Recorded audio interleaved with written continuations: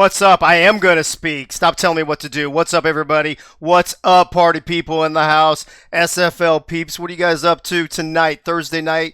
Thanks for tuning in to episode 40 of Access Live. I appreciate it. And I also love that you guys are here for the season 15 wrap-up show. This is it. It's done. It's over. It's in our rearview mirror.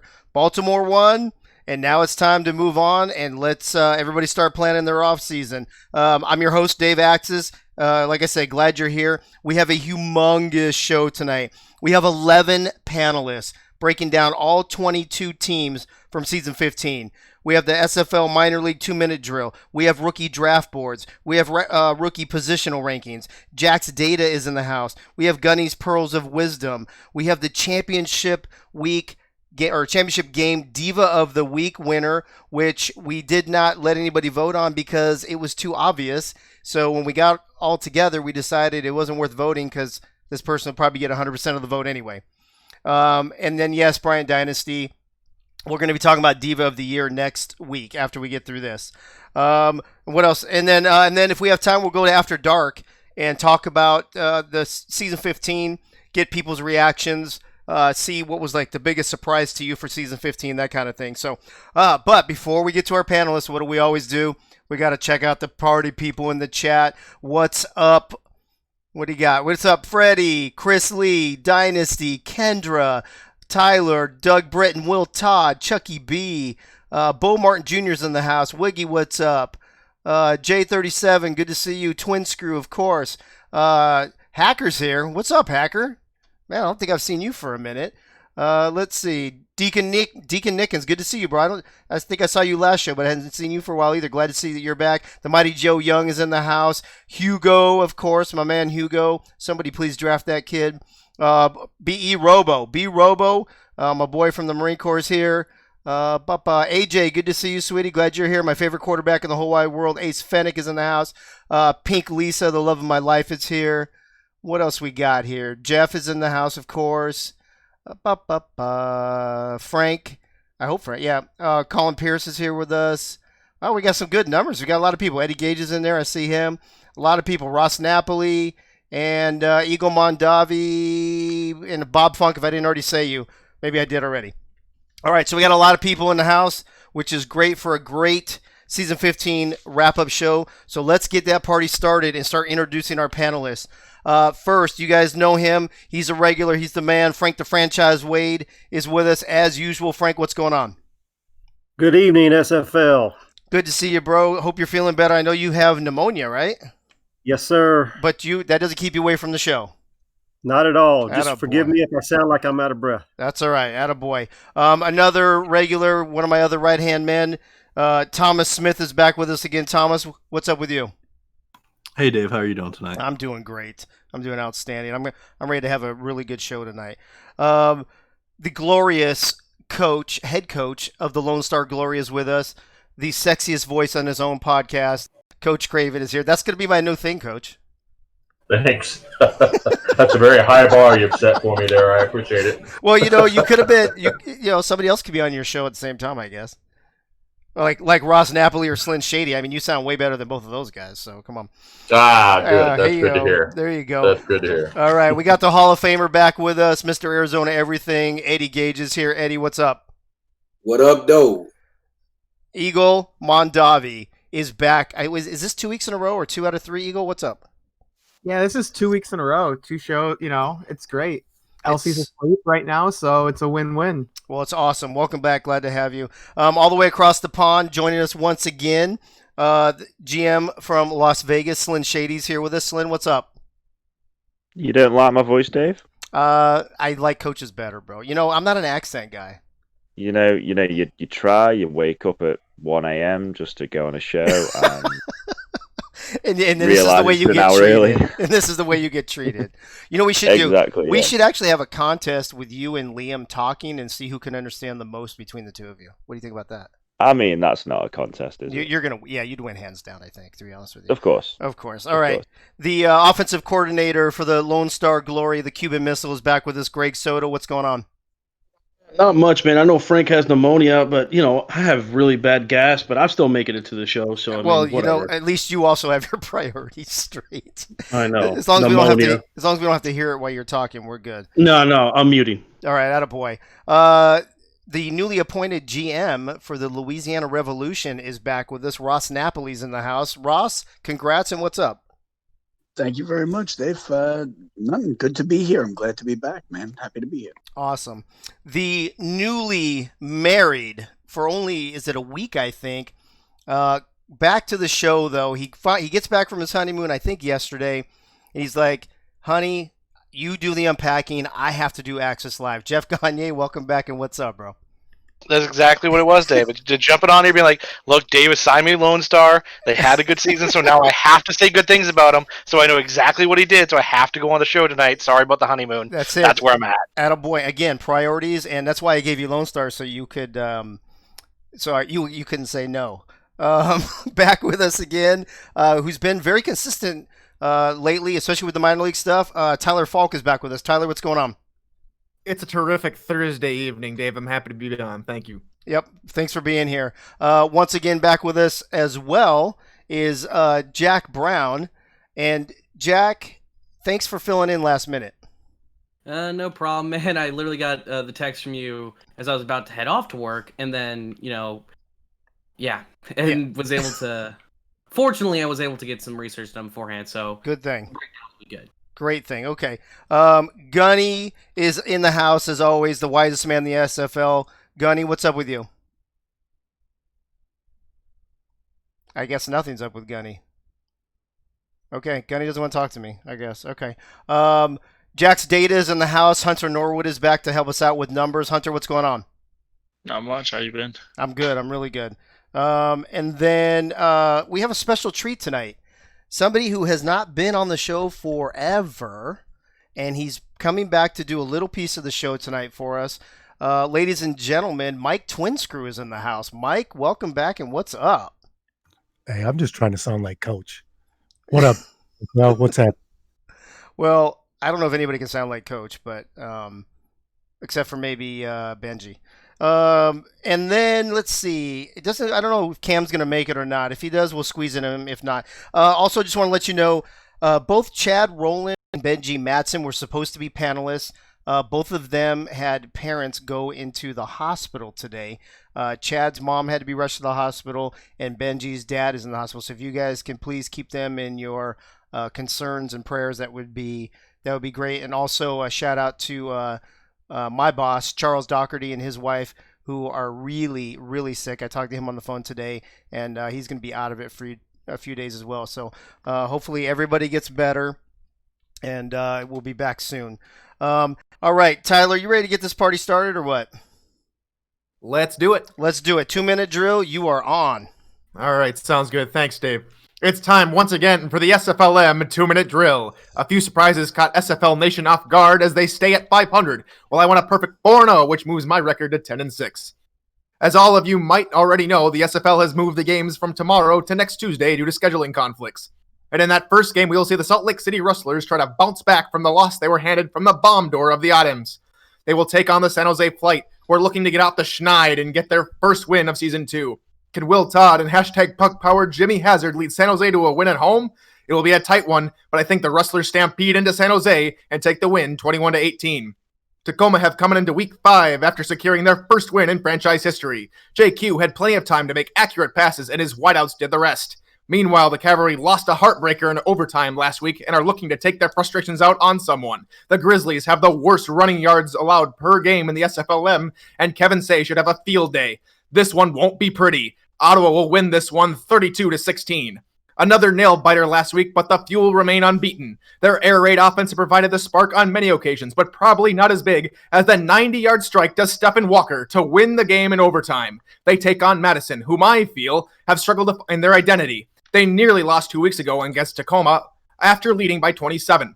The defending champs cannot afford to lose focus against a team like Birmingham. Unfortunately for the Lynx, they are facing the hottest offense in the league and will be unable to slow them down. The Fuel roll on 24-15. Finally, the Memphis River Runners look to continue the momentum from last week after sinking the Navigators in the first ever #Bolt Bowl. They come into Albuquerque as the Atoms look primed and ready to blow another team out of the water after securing their win last week against Salt Lake City. The Atoms defense looks stronger on paper, but don't underestimate the big play factor of Memphis. This one should be the closest game of the week. I give the edge to the Albuquerque in a 17-15 thriller, and that is the Week 5 SFLm 2-minute drill. Awesome, Tyler. You are motivating, my friend. Thank you very much for doing that. Appreciate you.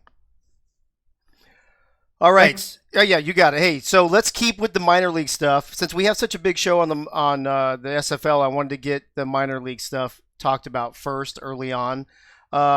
Thomas is back with his big board, and then we are also Mike Twinscrew is here to talk about his positional rankings. So let me go to Thomas first. Thomas, a couple minutes to talk about your big board. You're on.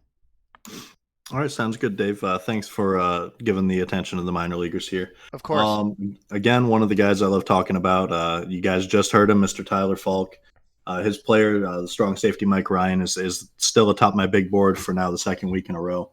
I can't say enough about the guy. You guys hear him every week on the broadcast. You guys hear him on Dave's show here pretty regularly. Just a phenomenal talent. His player's playing extremely well. I'm just excited to see what he can do for teams, and I really expect him to go early in this draft. I know there's a lot of teams needing safeties this offseason, so he's definitely a guy we can go really early. Highlighting some other players. Everybody loves fullbacks. Mr. Hubba Kimball's looking like the apex guy at fullback so far. Not looking like there's going to be a lot of free agents for fullback, so it's going to be a need that we may see addressed pretty early in this draft. I wouldn't be surprised to see Mr. Hubba go in the top 10 in this draft. A couple other guys I want to talk about. I talked about him last week, Christian Brown. He's a quarterback that's making sure he's getting his name out there. I've been hearing from different team staffs that the interviews are going well. A lot of teams are really liking what they're seeing from Mr. Christian Brown. Not to take away from any of the other quarterbacks in this class, just wanted to give Christian a little shout out here. Some of the other guys that I've just been seeing a lot of good from are Sean Moore, the first offensive lineman, Mr. Greg Donaldson, Christopher Magel, Evan Lacey, Maverick Hughes. They're guys that I'm just seeing every day in those chats, talking with people, hyping up their teams, just being really positive, which is what teams love to see. Guys that are going to be positive, that are going to be good locker room presences. It's just something that it's what every team's going to want. We've seen it through the last couple seasons where you might see some rookies maybe bad-mouthing their team or maybe quitting on their team at halftime. That's just something you don't really want to see with rookies, and it's definitely going to hurt your draft stock a lot. While we have half the amount of prospects in this class, I think we're seeing a lot of high-quality prospects, and that's something great. Just a couple other people I wanted to talk about are some of the new joins. We got cornerback Leo Morris, free safety John DeSantis, and linebacker Jonell Ritter. So welcome to the new guys. If you guys have any questions, don't be afraid to reach out or anything. And that's all I got, Dave. Okay, awesome, Thomas. Thank you so much for doing that. Appreciate it.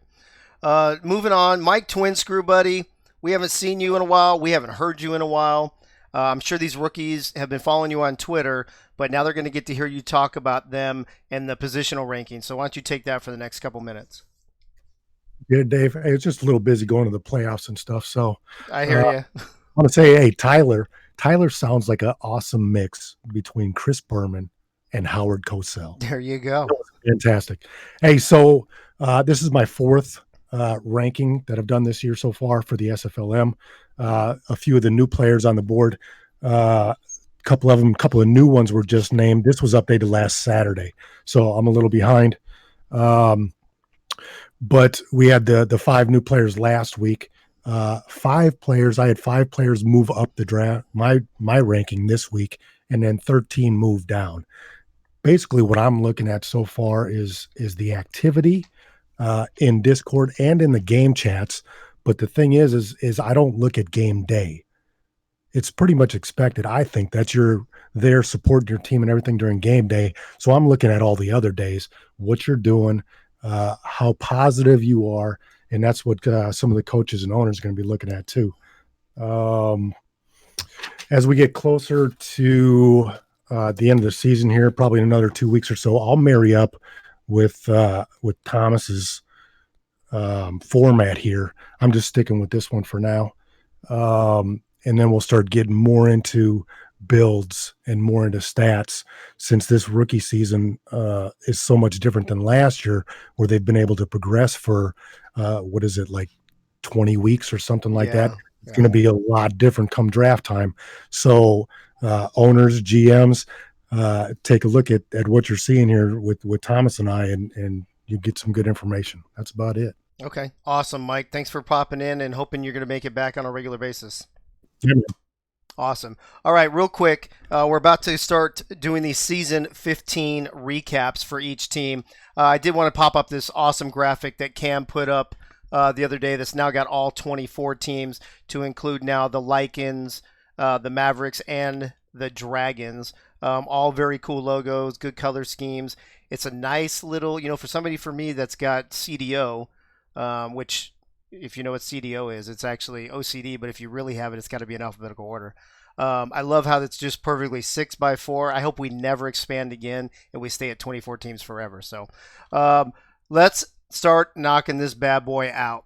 First, and here's the rules, just so everybody knows. I've already talked to the panelists. The panelists are only getting 3 minutes. They're getting 2 minutes. I'm going to do a 30-second intro. They're going to get 2 minutes, and then I will either be going to Cam if he shows up, or Hunter Norwood afterwards, depending on the timing. I'll be going to Hunter every couple games anyway, but that's the dealio for tonight. So everybody's going to get about 2 minutes from the actual panelists. So if you care about your team, you'll be tuned in and listening to those 2 minutes. All right. First team, we're working our way from the bottom to the top. All right. So first team this season, the Portland Fleet. Only had a 2-10 record, almost knocked off Denver. They've got some great people over there with Jacob and Nelson, Tyler, but they're really going to have to step their game up next season. So give me a little recap on season 15 for the Portland Fleet. Yeah, Dave. A little bit different gears from the 2-minute drill. We'll take this one a little bit slower, a little bit more calm, cool, and collected. There you go. But I think the overall main theme for Portland is someone had to come in last, and unfortunately it was Portland.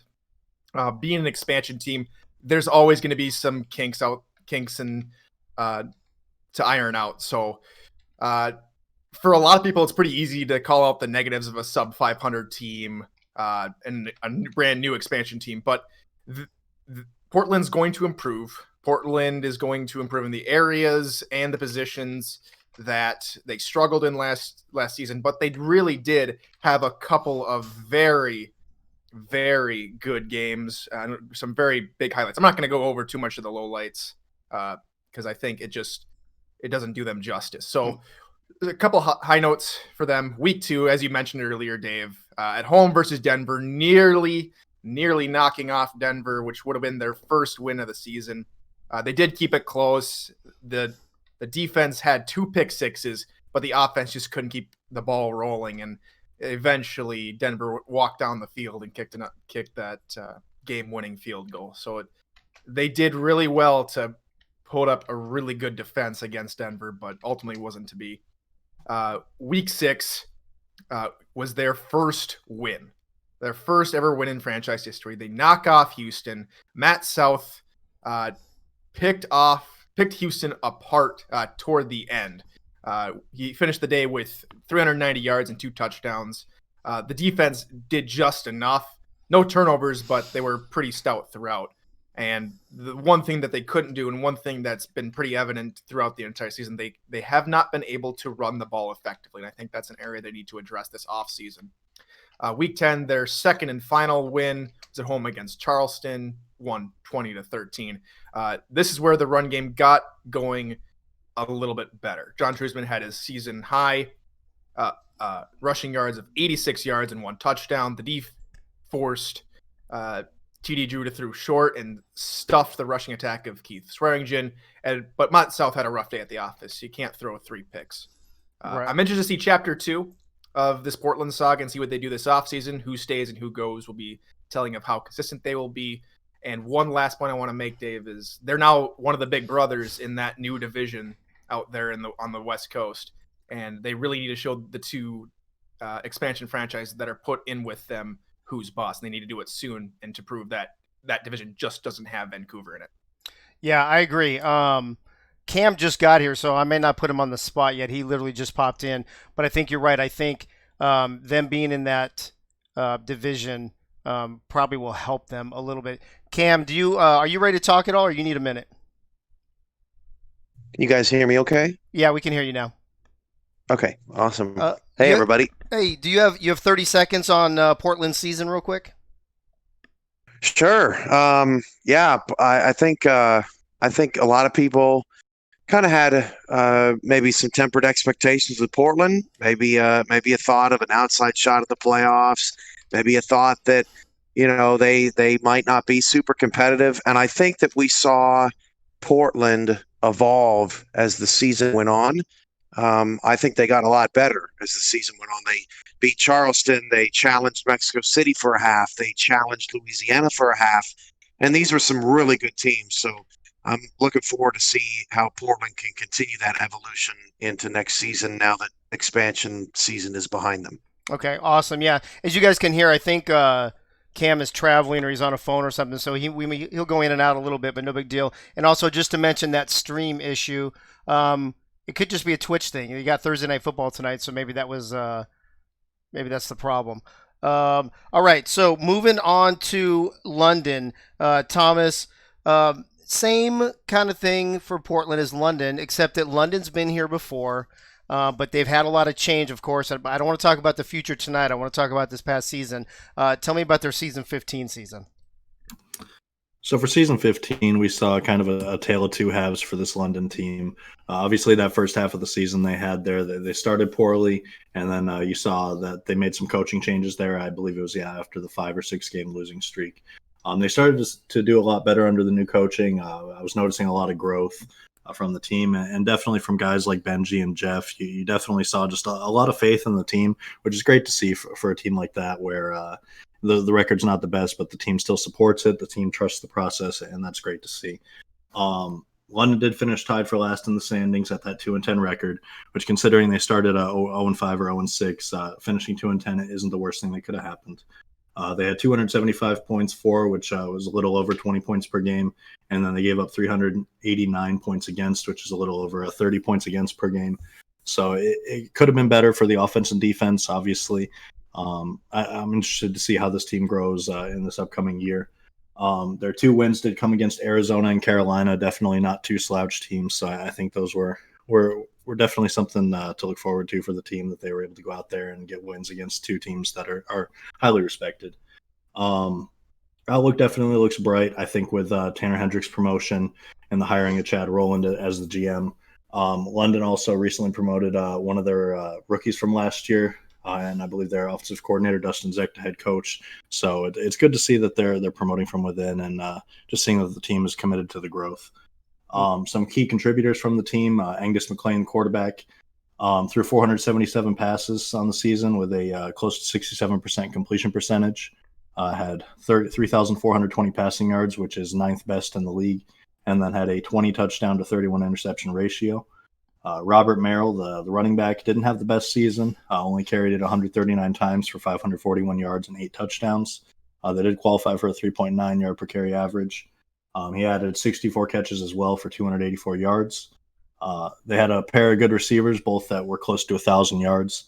Vin Kalia had 71 catches for 980 and 3 touchdowns, whereas Fox Highwind, who unfortunately is not with the team anymore, had 64 catches for 963 and 9 touchdowns. From the defensive side of the ball for London, they definitely had some high points.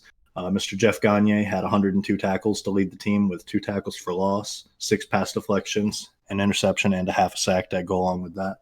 And then Joe Duncan, the defensive end, added 36 tackles and 9.5 sacks.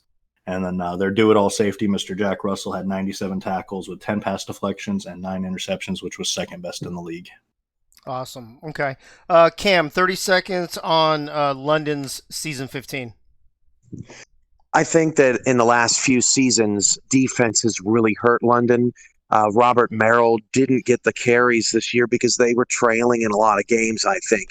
So I think kind of the jury's out on that Robert Merrill signing, and hopefully we get to see him in a London jersey next season to see what he can really do with some leads. I think defense is going to be the key to that team moving forward. But they've got a strong core, and look, this team's been in rebuilding mode, and Liam will be the first to tell you that. I think they're ready to break out of that, and Chad Rowland's going to be a big part of that. But they got some bright pieces, and I think Angus McLean's the real deal at QB, and we'll see what they've got going next year. Yeah, I agree. And actually, let me back up for a second. Tyler, are you here with us? The last question I meant to ask each person is if you think, do you think Portland exceeded expectations, met expectations, or did not meet expectations this season? So, in my opinion, with Portland, I think they met expectations. And 2-10 saying they met expectations is like, what? But at the same time, this is their benchmark season. Everything just goes up from here. Okay. And then Thomas, real quick on London.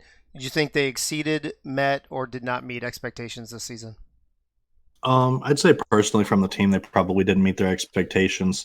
Me personally, I think they were at expectations or maybe a little bit below expectations just because seeing the Robert Merrill transition along with all the key rookies they brought in, I think a playoff chance was a stretch. But I think they probably expected more wins, at least 4 or 5 wins from that season. Okay. Moving on to Tulsa, Jeff. Tulsa was interesting. A lot of people thought Tulsa had a chance to make the playoffs this past season, but they ended up 3-9. Deacon Nickens struggled, but more importantly, they seemed to be one-dimensional with Gabriel Manning this season. What do you think? Yeah, I mean, I think we've had this talk every time, Dave. It's Gabriel Manning here, and it's a good thing and it's a bad thing. I think when we looked at this and we were trying to figure out, the pros and cons of a team, I think pros was that Gabriel Manning really started off hot. He came out the gate. I think he was a unanimous MVP vote at the start. I think the con is Gabriel Manning really slowed down at the end of it. He only had 5 receiving touchdowns, while he did end up with 10 total touchdowns as a very dynamic returner. I don't know that Tulsa went out there and spent the 100-plus contract on him expecting to get a return guy. I think they really had to have a weapon that was going to help Deacon Nickens really go out there and blaze trails and really help raise that offense up. And I think towards the end of the season that fell a little bit flat. I think the team really had a position where it looked like they were going to make a playoff push. The defense was doing the pieces that it had to. Gabriel Manning was really covering them. But I think in the end, it just came down to you had one target and teams started to figure Gabriel Manning out a little bit. And I think if that continues to be the focus for Tulsa going forward next year, that it's going to be very difficult for them. I'm hearing rumors that quarterback may be a position that they need to be looking at in free agency, which that change can really rustle up a team. So I think, in my opinion, there's no doubt that Tulsa underachieved. When you put out a contract like that to a wide receiver, you're expecting yourself to make that big step. You're expecting to be a playoff team. So I think if they're looking at this, they're a little let down by how that second half went. Yeah, I completely agree with you on that, on pretty much everything you said. Do you think they exceeded expectations, met expectations, or do you think they fell below expectations this season? I think they're slightly below. I think most of the league probably here would have seen 4 or 5 wins out of these guys. I think they probably saw themselves as a playoff team to make that contract move, so I would say they probably fell below expectations. Okay. Cam, what do you think about this Tulsa team in season 15? Dave, I thought Tulsa's defense was the most underrated unit in the league this year. They were my personal favorite to watch play defense in the regular season. I thought they were dynamic and fun and exciting and an interesting build. That defensive line was outstanding. It was just the offensive inconsistency. Sometimes you would just see Gabriel Manning do these amazing things, and usually they would win games. And then sometimes you would see, Nickens throw 4, 5, 6 interceptions, and they just never stood a chance. I think if they can figure out how to provide more balance around Manning and keep Manning the focal piece with whoever is at quarterback on that team, I think this team has the potential to make the biggest jump from 15 to 16 if they can keep that defense together, because I thought the unit was electric. Okay. I'm going to bring Hunter Norwood in now. I'm going to bring him in every few games. Hunter, of the 3 teams we talked about, Portland, London, Tulsa, what stands out? Do you have any data you want to share or opinions? Do you think they all kind of fell in the rankings where you thought they would, or what? I thought Tulsa. I mean, Tulsa went 5-7 last season, as in last season 14. 14. So, I mean, I thought they would maybe either stay on point with 5-7, maybe go 6-6, and get in that scrum for the 10th or 11th spot. Okay. But I mean, I hate to say it, but London going 2-10 is not surprising. Portland doing as poorly as they did as far as wins is slightly surprising. I mean, expansion teams are expansion teams, and they can kind of be a mixed bag. But yeah, I didn't expect. I mean, they almost scored less than in the Hall of Records. The San Francisco Bulldogs scored, I think, 100 and Cam can correct me, but I think it was 135, and that was an eight game season. Wow. Okay. And Portland scored 145 and 12. Wow. So it's it's rough. Yeah. So based on what you said and what Cam said, if they can keep that defense intact and figure something out offensively, they could make a push for the playoffs next season, probably. Yeah. I mean, hey, that San Fran team, they also made it to the semifinals that year. That they set that record. So. Well, there you go. All right, moving on to probably the most talked about team in season 15. Unfortunately, Ross, you only have a couple minutes. I know there's a lot to talk about on this team, but I'm just going to stop talking and let you do it to get you as much time as possible. Well, yeah, obviously Chicago, I guess using a cliche, we can say was almost like a tale of two halves, right? Right. You know, they started out great. You know, they started 4-1. They were looking real strong. You know, they were really looking like they were picking up where they left off last season, and things were working well for them. And then we know what happened. You know, when they lost Shan and that team went through a little bit of turmoil, it showed. And after that 4-1 start, they finished 0-7. You know, so. You know, to finish the season 4-8 after a 4-1 start is clearly going to say that they definitely did not meet expectations and that they, you know, totally underachieved. I think it does go to the credit of, aside from Chicago for a second, it credits all of the coaching staffs and all of the people involved in the league who do this stuff, because it just showed right there that not everybody can just step in, take over, and have a team just run smoothly like it did before, you know. So not everybody's a Mike Twinscrew. Exactly. Not everybody's but I would like to just mention one guy who actually was an impact guy for them that shouldn't go overlooked, and that's Ron Hoff. I mean, the guy blocked 4 punts on special teams this year. Mm-hmm. So definitely note him as a high point. But obviously what happened to them is just, it's definitely not what they were looking for. Right. Well, I think a lot of the players from that locker room have a bright future moving on to the LA franchise. Cam, let me get about 30 seconds from you on what probably would take 30 minutes normally to talk about Chicago season. And you can hear me okay, Dave, right? Yeah. I sound okay? Yeah, you're a little tinny, but it's fine. Okay, all right. So turmoil sucks, right? Nobody ever wants turmoil. And honestly, I think Chicago's season, I'm kind of with Ross on this one. Chicago's season is the definition for just how competitive the SFL has become. Some of this stuff, I mean, the odds are just stacked against you. And it's really difficult to get wins in this league. And you mentioned Mike Twinscrew did a phenomenal job, but even Louisiana, you know, took their lumps along the way. Yeah. And it's difficult to win in the league. I would say that, you know, half the teams lose every week. You know, all season long, half the teams lose, and I think Chicago, you know, they did. I gotta admit, week 12 against Lone Star. They gave him a run. I'm sure you remember that, Dave. Yeah, they almost had I think the last few weeks of the season, you saw the efforts from Rob Ems, from Mike Improta, from Ron Hoff, from some of the guys that were still left on the team. You saw that glimmer, right? Of look, we're trying our best here. Right. With what we have, and that I thought that was a positive. I didn't think that Chicago stood much of a chance against Lone Star in Week 12, given that Lone Star was on such a roll, but they did. And it didn't result in wins, but half of them don't. So it was a tough season for them for sure. Yeah, they absolutely gave us a run for our money at the end of the season. That's for sure. Moving on to Las Vegas, who I have said a million times, I think they have the best home field advantage atmosphere in the entire SFL. I think they only lost one game at home all season, if I'm not mistaken.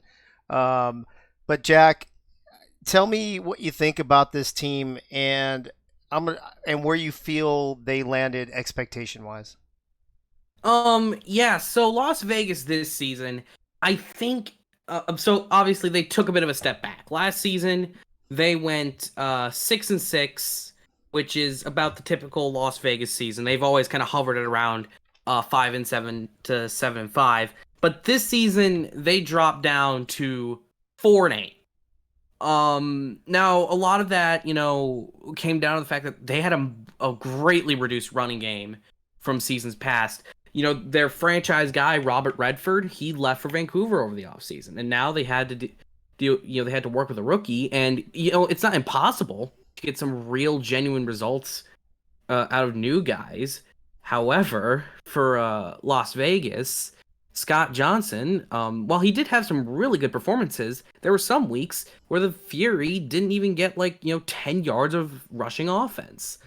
However, they did, in theory, make up for that with, of course, Slyn being brought in. However, Slyn Shady didn't make as much of an impact out on the field as possibly many people thought he would. He finished 73rd this season in tackles when he was only 6th a season ago. For contrast, I finished 3rd, and that's amazing. With him himself saying, I felt like Shady didn't earn his contract this season, yeah? And Lynn, I know you're in this room. He's coming up right after you, right? yeah. So he can do an American accent. There you go. And basically, there were some high points though for Vegas. Shutting out Portland, Week 3, 13-0. Shutouts extremely rare in the SFL, so I think that is certainly something for them. Looking at what Las Vegas, how do they meet up to their expectations? I wouldn't say so. Obviously, Slyn could probably contradict me once he comes on the mic, but, obviously, still, after losing your biggest player, and even having some big names like Rhett Sawyer with the second most amount of sacks this season, just not able to truly produce what they knew they could, and so they ended up 4-8. Yeah, I actually thought they were going to make the playoffs. To be honest. I didn't mean to cut you off. Are you done or? Yeah. Okay. No. Yeah. All right. So So I just want to put you on record. So you think they fell below expectations this season? Just slightly underperformed what I think that they wanted to do. Okay. Obviously they're gonna. I think that they knew. Slink can contradict me. I thought they knew that they were going to take a step back, losing Robert Redford, but Okay. Well, let's see what Slyn's American accent sounds like as we talk about the 5-7 St. Louis playoff hopes right up until the last game. Slyn, hey, I actually thought they were. Hey, Dave. I guess. Oh, yeah. Get Cam. I'm sorry. I thought I saw a note that you popped out. No, I'm still here. I thought I just saw something that said somebody let me in or something. Or was that from earlier? Was that from earlier? That was earlier. I think. My bad. Sorry. I was trying to buy you some time. I would have normally not interjected, but this Vegas team. That's okay. Go ahead. No, I want you to interject. I just didn't think you were with us at the time. Vegas missed the playoffs because they kicked field goals instead of touchdowns. The red zone. They had red zone issues. This team lost to single digits by Denver, right? And they lost by 8 to Sioux Falls on the road, in which they made the red zone 5 times, kicked 4 field goals, and failed on a 4th down conversion. Yep, I remember that. If they win those 2 games and they get all that strength of victory from beating Sioux Falls and Denver. Yeah, they're 6 they're and like the 6 number in the 8 seed. playoffs. They're Yeah. like the number 8 seed in the playoffs. So Yep. I feel for them because now they're going to have to rebuild that roster. But if they can just figure out how to get some touchdowns, that's a playoff team. So I don't know. It could be a sleeper. Well, we'll find out. Maybe if I don't know if Slyn can stay till after dark, but I'm sure that'll be a hot topic. In the meantime, let's hear Slyn's best American accent talking about the 5-7 St. Louis Gladiators who just barely missed the playoffs. I would not embarrass myself on air like that. Don't you? You can't do it? All right, that's all right. I'm sorry. Sorry, everyone. I cannot do it. It's too late in the day. Okay. As an assessment for Vegas' season, though, it wasn't quite as bad as Jack's accent, but it wasn't very good.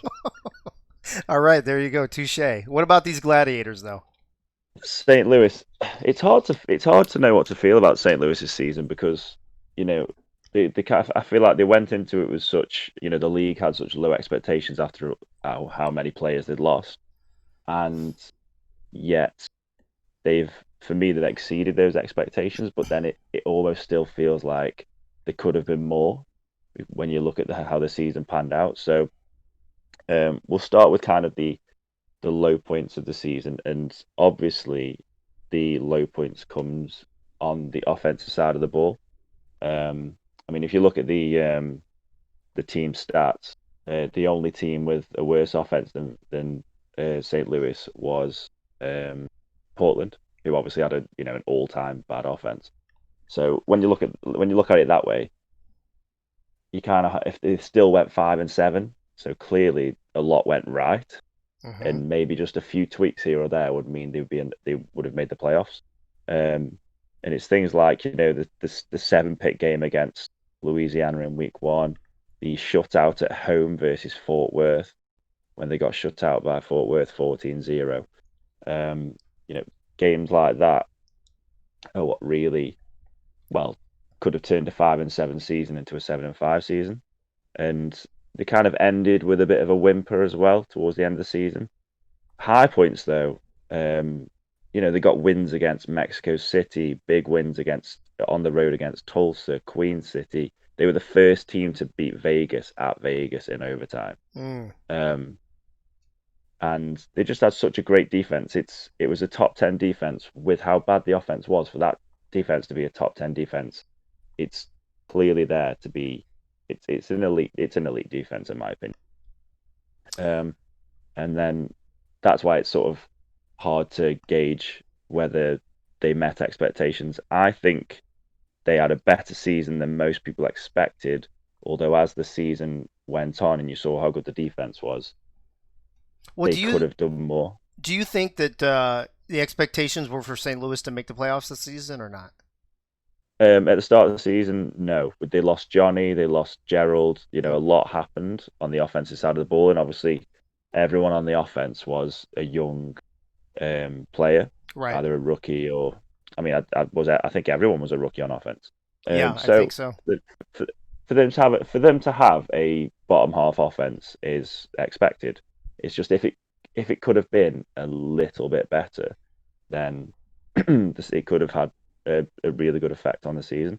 Yeah. Going into next season, obviously they've lost Vasquez, which on paper seems like a big loss, but then I've spoke to Dwayne, the owner, at length the other day about this. The circumstances of him moving and the fact that they're pretty much retaining, I'd say 85% of the team. I think Cam said about Tulsa having a jump. I think St. Louis are going to have a jump next season. Yeah, and I think there's a great argument to be made for them exceeding expectations this year. Cam, what do you think? Yeah, I think the Gladiators were left for dead by some people when they didn't have any offense going into the draft.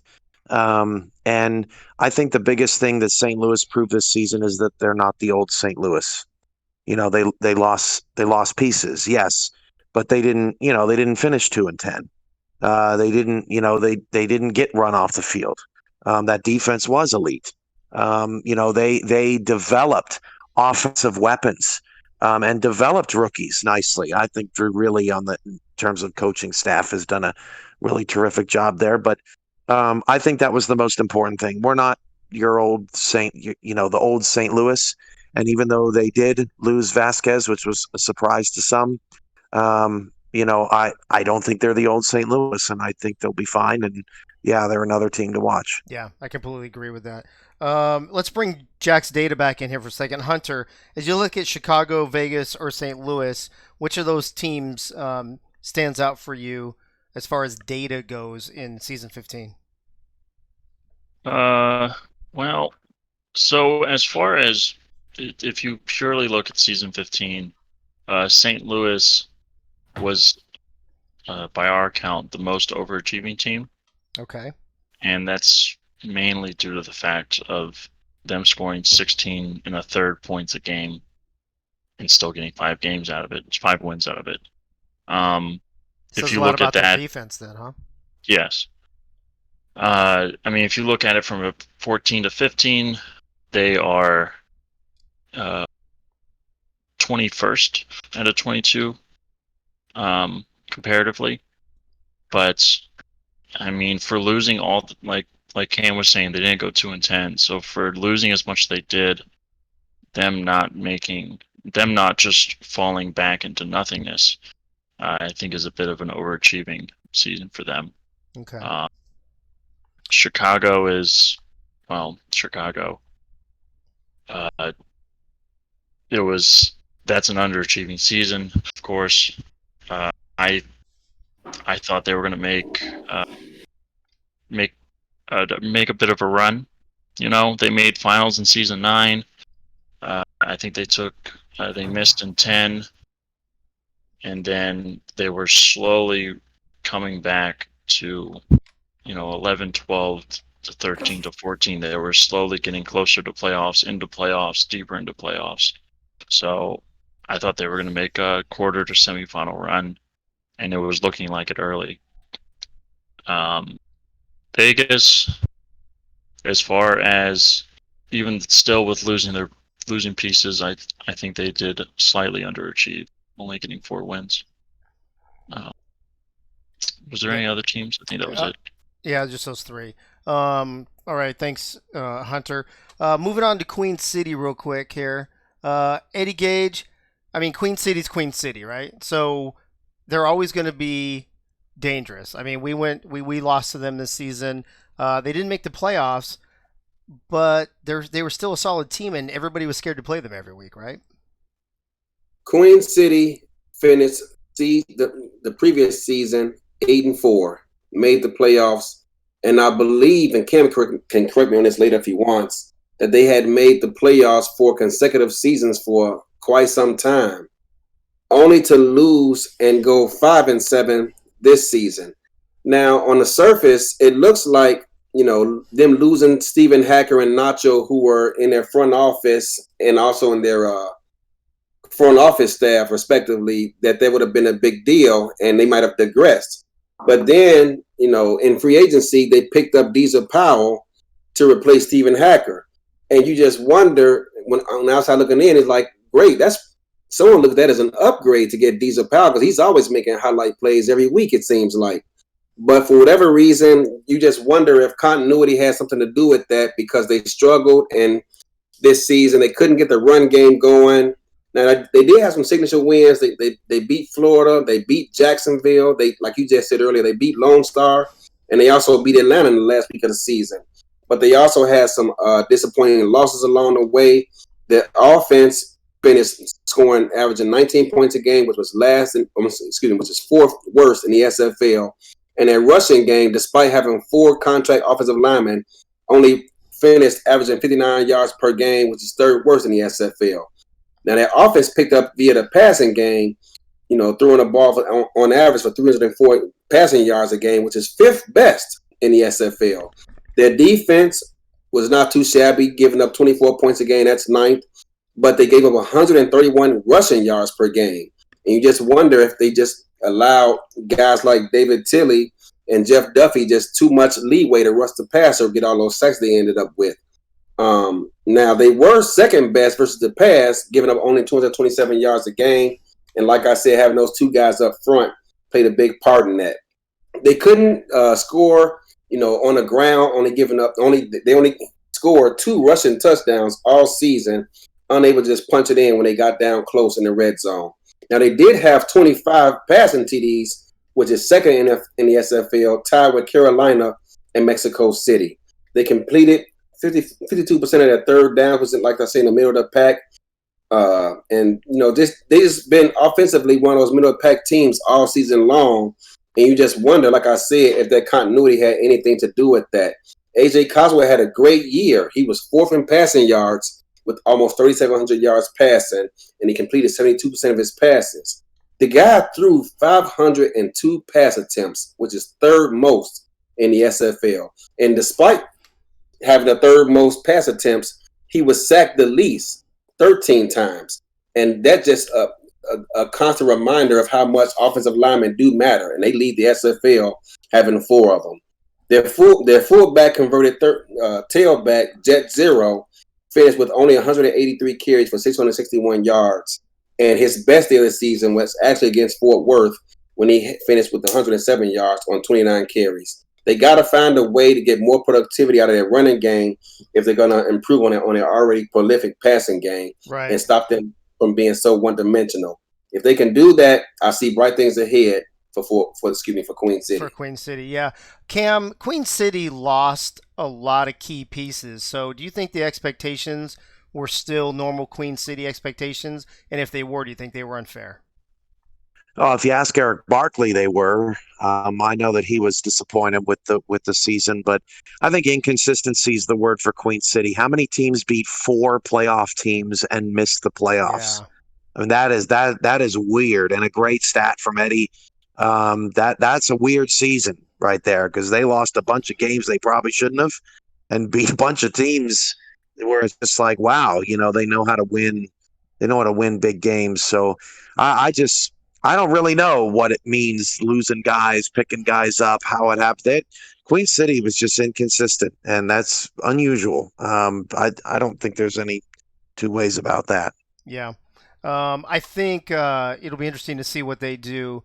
They had a year without, losing Hacker and Nacho. Let's see how they rebound next season on that. Let's move on to Arizona Eagle. Everybody loves Eddie Gage. Everybody loves Ashley Jackson. Everybody loves Arizona. He started out the gate a little slow with Lone Star, and then a few games in, he seemed like Eddie got that offense kicking. And then what happened? What up, though? Did you say though instead of dough? I guess I have no idea. That was my lame. That was terrible. Oh yeah, I don't care. So yeah, I'll be honest with Eddie. From the start of the season, I was a little against his offensive play calling. I mean, if you go back to the beginning of our shows, so I apologize, Eddie. You definitely did a lot better than I thought you were going to with the offensive play calling for your season. It definitely was a step in the right direction for Arizona this season, getting 5 wins instead of 4 from the previous season. Big win, though, against Sioux Falls. Mm-hmm. Sioux Falls was in the final and Arizona beat them, which is great, but then they had a tough loss against London away. Ashley was another great, fantastic quarterback for the season. The rookies that Eddie brought in, they did some work, but now Eddie's already looking for a kicker and a fullback, and a tight end. So for rookie kickers, fullbacks, and tight ends, make sure you reach out to Eddie. Eddie will gladly take you in Arizona. Yeah, Eddie's always selling anyway. He's always recruiting, man. ABR, always be recruiting. That's the man right there. Always recruiting, always running sims and everything. But I think Arizona, they I would say, for my opinion, they played about on average what they should have gotten for the season. But they're going to be always continuing building their program down there in Arizona like we are in St. Louis. I do expect them to be stronger next season. DJ Moses and Ashley they're gonna come out and go crazy. Eddie's gonna keep tackling and intercepting the ball until he's forced to retire from Cam. But yeah, so overall, I think Arizona, for me personally, played about on average for what they should have done for this season. Okay. Eddie, did you say whether you felt like Queen City met or exceeded met or did not meet expectations? Considering their traditional history of getting to the playoffs, I don't remember the last time prior to this season that they missed it. So I would say that they fell short of their expectations. Okay. At first, I wouldn't have been too upset when they lost Hacker because he was their ex, their best receiver. But then when they picked up Deezer Powell, I thought they would just continue right where they left off. But one small note about their offense: when Hacker left, they moved Chris Curtis, who was their number 2 receiver, and he actually played the X, and they brought in Deezer and played the Z. And I just wonder that kind of change in continuity just kind of might have disrupted their a little bit. Got it. And Eagle, what's your official position on Arizona? Arizona played to about on average where I thought they would finish. Okay. They did play a lot of strong teams, so you could say that they overachieved for their record. But for me personally, I'm going to say they were on par for what I thought. Okay. 8 playoff teams. Hey, you did great. Yeah. Next season, more wins. Let's go. There you go. All right, moving on to Carolina, Soto. This was a team that started kind of rough out the gate. Week to week, we weren't sure what to expect from them, and they had their ups and downs like a lot of teams. Theirs just seemed to be a little more, I guess, public maybe or something. What do you think, Soto? Yeah, I was looking at this team and I was looking at their record, and they came out right out the gate and they kind of won the battle for the Carolinas. They beat Charleston 24-21 at Charleston, and then lost at Las Vegas, and then they gave a good game to Baltimore. Baltimore came into Carolina, and Baltimore only beat them by 4 points. And just going off of just things of high points for them, Sully Richardson, most passing yards with 3,931 yards. Mr. Do-It-All, Logan Jack, most receptions by any offensive player with 157, receptions. That's for running backs. That's for any tailback, wide receiver, tight ends. And then I got a chance to talk to Harish this week and just kind of go off and really just ask him, hey, what do you think about your season? And he said overall, the season was positive in a way that it's trending. Season 13, there were 2-10. Last season, season 14, there were 4-8. This season, they're 5-7. So he does feel that going into the season, he wanted to just be better than last season. And it's true. One more game, and everybody's saying about meeting expectations and exceeding. Look, if you're not coming into the season, any season of any sport, to go to the playoffs, then you're not usually meeting expectations. But Harish looks at it as a whole, as an entirety of what is this going to do for the future of the Carolina Skyhawks? Are we moving in the right direction? He does feel that way. He feels very positive about Heath McDaniel, taking over midway through the season as offensive coordinator. They scored, over 30-some points every single game from September 6th on. And it's true, whether they lost or won, they scored over 30. They were close there to possibly making it to the playoffs. He wanted to see growth, which he did. One of the low points was, on the defensive side. He let me know that Sully Richardson had to kind of step down as defensive coordinator midway through. And then actually Harish is the one that was actually the calling the defensive plays. Some coverage issues is something they're going to be working on, especially now also losing Sully, as a coordinator, now that he's in LA, losing Ray as well. They're going to have to figure out who they're going to be bringing in, whether it be through free agency or through the draft, to take care of these coverage issues, which Harish says that he feels are low points. So, he's excited to see what they're going to do with the Atlantic. He thinks the Atlantic division is going to be a tough division with, again, with Charleston, you have Jacksonville and also Florida there. So it's going to be a tough division. But he feels that the team is trending upward. I would say, before I spoke to him, I would have probably said that you didn't meet expectations. And like I said, if you're not looking to get to the playoffs, you didn't meet expectations. But in his eyes, They did. They met expectations. He saw a positive trend up. So Okay. That's what I got for Carolina. Okay, sounds good. I skipped Cam on Arizona, so Cam, you want to give us Arizona and Carolina back to back real quick? Yeah, I'll give you three things, 10 seconds each. Number one, Dave, you and I should start a support group for people who have failed to keep Eddie to a 2-minute window. Number two, what is up, though, Arizona? I love you all. Yeah. And number three, Carolina just has to stabilize. The fact that they have won 5 games with all of the moving pieces and the coaching staff changes, they just have to be stable. If they can have a season where they're stable and they don't have any coaching changes and they return people that finish the season off, they can settle down and maybe start to make playoff pushes. I think they just need some stability. Okay. Yeah. Hunter, let me bring you back in real quick from Jack's Data. Queen City, Arizona, or Carolina. Pick one of those teams and give me something. My one team would be Queen City, underachieving, winning, 4 games. You just don't see that happen to Queen City. They went 5-7. 5-7, okay. Yeah. Even still, you don't see Queen City doing that. You don't see them missing playoffs. I think the biggest miss on this season was they end season 15 with 99 franchise wins all time, including playoffs. So they're just going to have to wait a couple months to try to go for 100. That's a great stat. Thanks for that. Appreciate it. Coach, a team that we talked about at the very beginning of the season, we thought would be in that top 4 or 5. And then as the season dragged on, we're like, oh, but they're going to squeeze into playoffs. They're going to make it. But they didn't. What happened?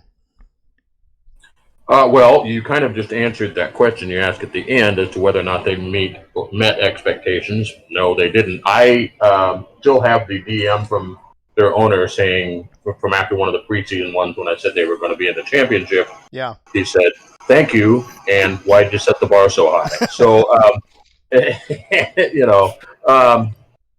here's the thing. It boils down to their offense with Charleston, and I like their experiment. I think it's a worthwhile experiment. It makes them hard to plan for that 2 tight end thing. Their commitment to running that and keeping them on the field at all times, I love it. It puts defenses in a tough position. But they scored just over 20 points per game, also known as the 5th lowest in the league in points per game. Their yard per game, 5th lowest in the league in points per game. One of the most relevant stats there, 86 rushing yards per game. Only 2 playoff teams had less, and they both had a lot more passing yards. I don't think the 2 tight end experiment is bad. I don't think it's dead, but it needs a little bit of tweaking. Their defense, 4th best in their points per game, fantastic. And highs, defeating Sioux Falls obviously in week 3. That's pretty good high. The low, week 10 loss to Portland. Yeah. And here's the thing: Portland's a bad matchup for them because Portland could have all 3 of their linebackers on the field because they were always in the 2 tight end set. They never put them in a nickel situation or something where they had to take one of those high-priced linebackers off the field. So that was it was a bad matchup for them, but it's still to lose to them like they did was not a good moment for them. Right. I put down keys for them, and I think a key for them next season is to be willing to use jokers and power formations. I know they don't like putting money on the bench. I applaud that. I agree with it. But their running back is too good to get 86 yards per game. Yeah. And I think that simple tweak or finding a 3rd wide receiver, either one, either embrace the pass or embrace the run and really do it is a key. If they get like 50 more yards per game and I don't know 5 more points per game, you're talking about a really scary team. So that defense is next level. Okay. All right, Coach. Thanks for that. Cam, was Charleston just victim of a really, really tough first half schedule? I think Charleston, they did have a tough schedule.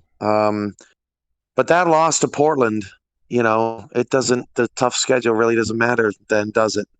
Nope. That was tough, and great job by coach to analyze that Portland mismatch. I didn't really think about that. That's a great point, But at the same time, you got to go and you got to win that game. And one note on Charleston, Alan sent me a message about 3-4 weeks into the season, and he said, "Did you change something?" And I said, "I don't. What do you mean?" He said that our defense is just struggling so much more than it has. I think that's the definition of how much better the league was in season 15, to the point where Alan was like, "You must have done You something must have done because I don't understand this." And so I think I think maybe Charleston maybe just a little snake bit this year, but they're not going anywhere. But that loss to Portland was devastating to their chances. I think if they don't lose that game, they're in the playoffs just based off strength of victory. Well, I think they were in the driver's seat when the playoffs when the rankings started coming out. So I think you're right. Let's move on to our very last non-playoff team to wrap up the first half of the recaps. Fort Worth, right on the cusp, Frank.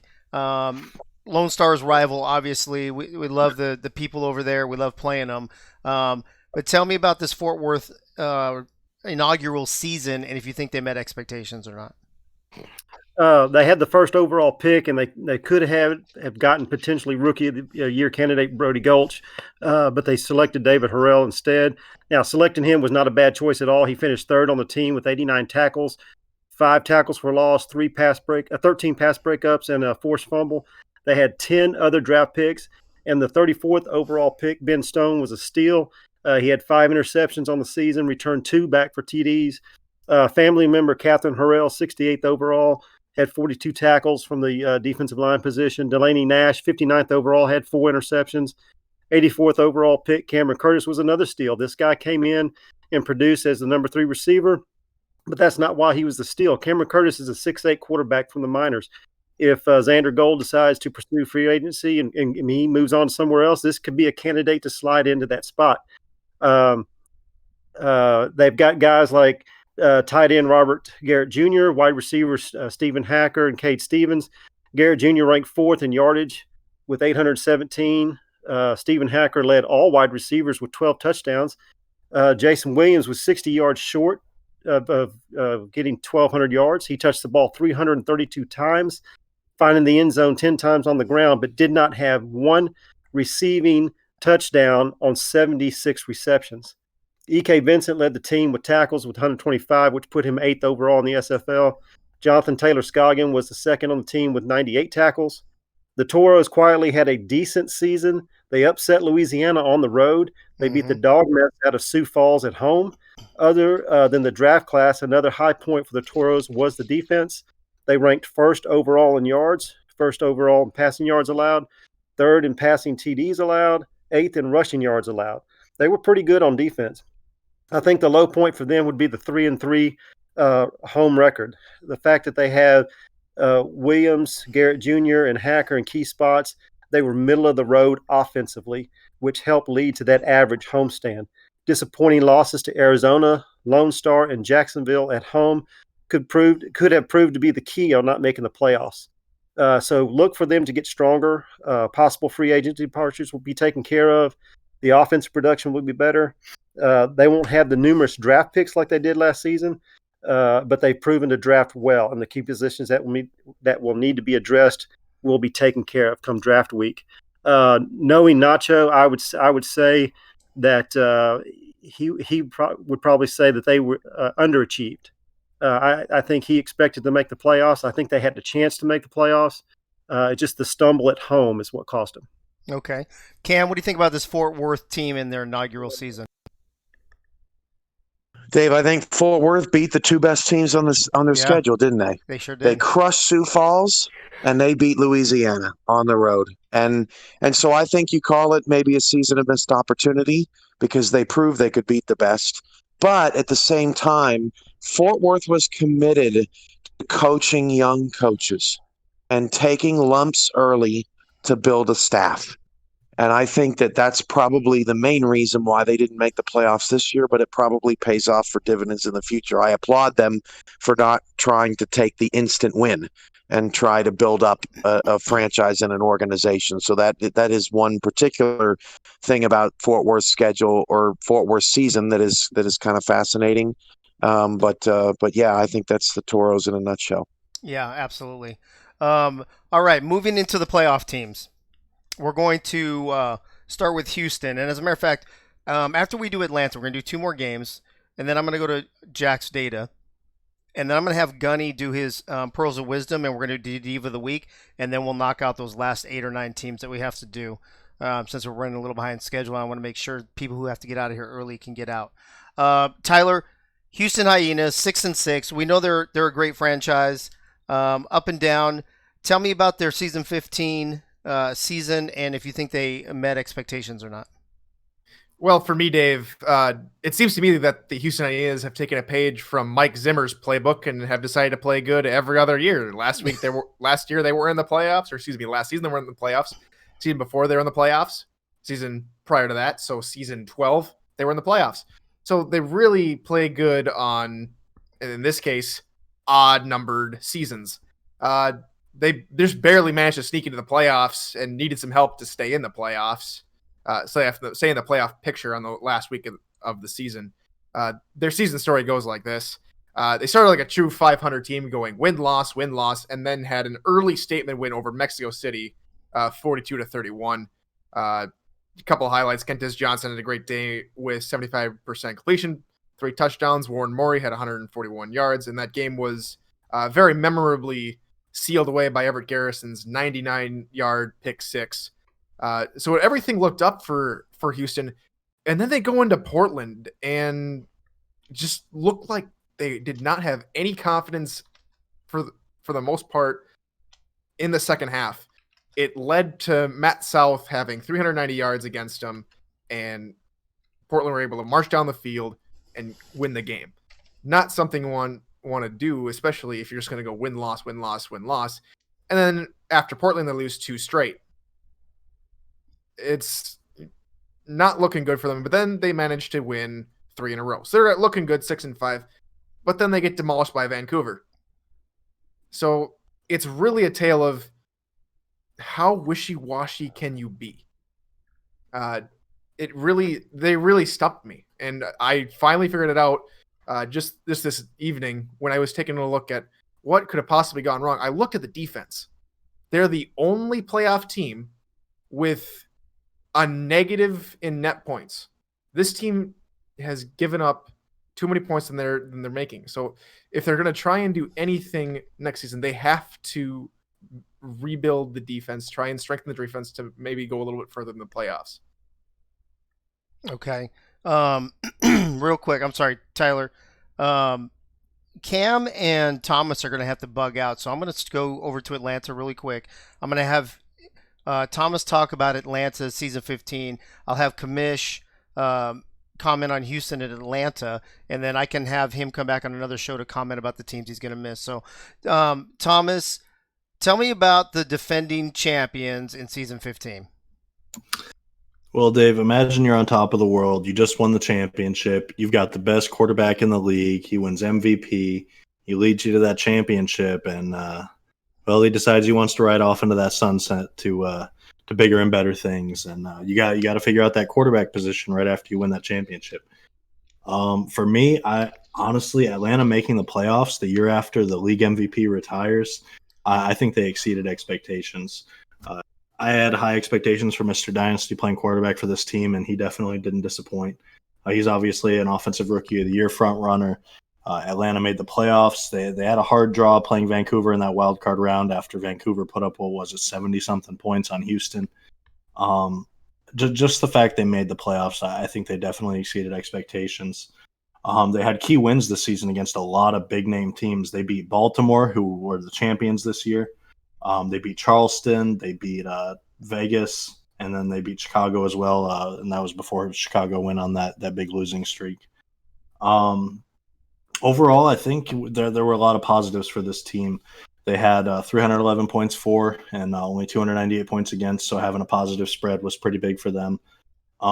Recording a playoff berth in Dynasty's rookie campaign, going 6-6, I think it was just a great accomplishment. You see Dynasty go out there with a 74% completion percentage, close to 3,800 passing yards, which qualifies for third in the league, and then a 28 touchdown to 24 interception ratio. Being one of the few quarterbacks that actually has a positive touchdown to interception ratio was phenomenal. And then we saw a different BDG Hollywood this year. Everybody expected the BDG of last year, over 1,000 yards and just grinding it out. And we saw something different. He was still out there with over 1,500 yards, but the majority of it came in the passing game. He had 823 receiving yards to 783 rushing yards. Yeah. He still had 13 total touchdowns. So myself included, a lot of people were just wondering, like, why isn't BDG running the ball? He's not doing as well. And then you look down the stat line, and you're like, well, he was doing it. He was just doing it on the ground and through the air. Atlanta had a 1,000-yard receiver in Boo Chisholm, had over 1,005 touchdowns. Aquinas Shine was their do-it-all guy on defense with over 120 tackles, 10 tackles for loss, 9 deflections, and 3 interceptions. Joshua Williams was their top guy on sacks with 9.5, and then Aaron Lee was probably their best ball hawker, best guy in the secondary with 80 tackles, 5 deflections, and 3 interceptions. So overall, I think they exceeded expectations. Atlanta probably did better than they expected, going from league MVP, best quarterback in the league, to a rookie QB, not knowing exactly what you're going to get. And I'm happy with what I saw from Atlanta. Yeah, I am too, actually, and I'm glad. And I loved watching Kendra play in the playoffs. She was phenomenal. Let's get to Cam real quick, since Cam's got to run. Cam, Houston and Atlanta this season. What do you think? I think Houston exceeded expectations because they got themselves back to the playoffs. This is a team that made the semifinals back-to-back and then kind of slumped. Like I believe Tyler was saying, their defense, was inconsistent, and that was kind of their downfall. But I don't think many people gave them a chance at Jacksonville in the playoffs, and they showed up in a big way. And so I thought, even though they didn't win that game, that was a pretty good indicator that maybe the Hyenas are trending up again. For Atlanta, obviously they didn't defend their championship the way they wanted, but Bryant Dynasty didn't have any growing pains. That speaks to good coaching, and that speaks to the right decision that franchise made for their future. So while they didn't win the title, they secured their future.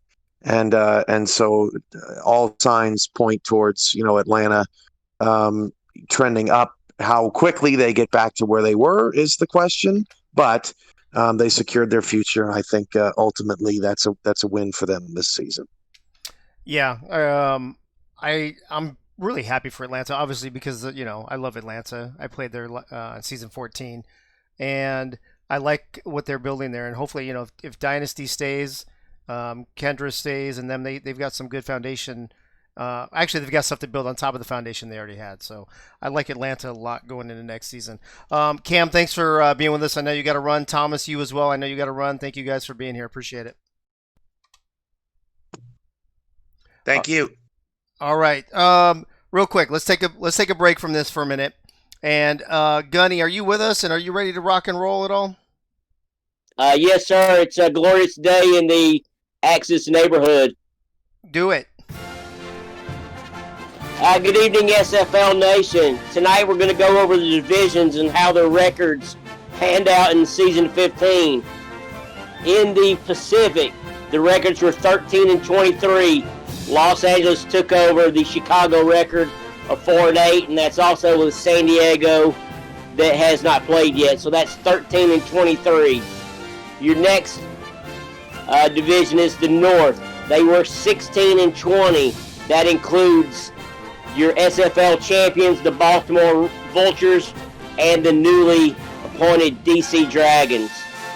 Next division up is the East. They were 23-25, led by the Louisiana Revolution. Next after that is the Atlantic, 25-23, led by Jacksonville at 8-4.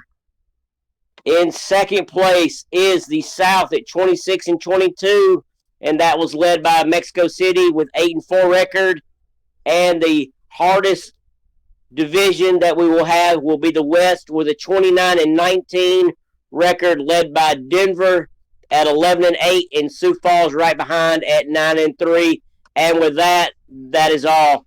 Awesome, Gunny. Thanks for that. How about that South Division with Lone Star in it, baby? How about that? Love that. The most people in the 3 teams out of that division made the playoffs, the most of any of the divisions. Amazing. I have a feeling it's going to be a dogfight next season too.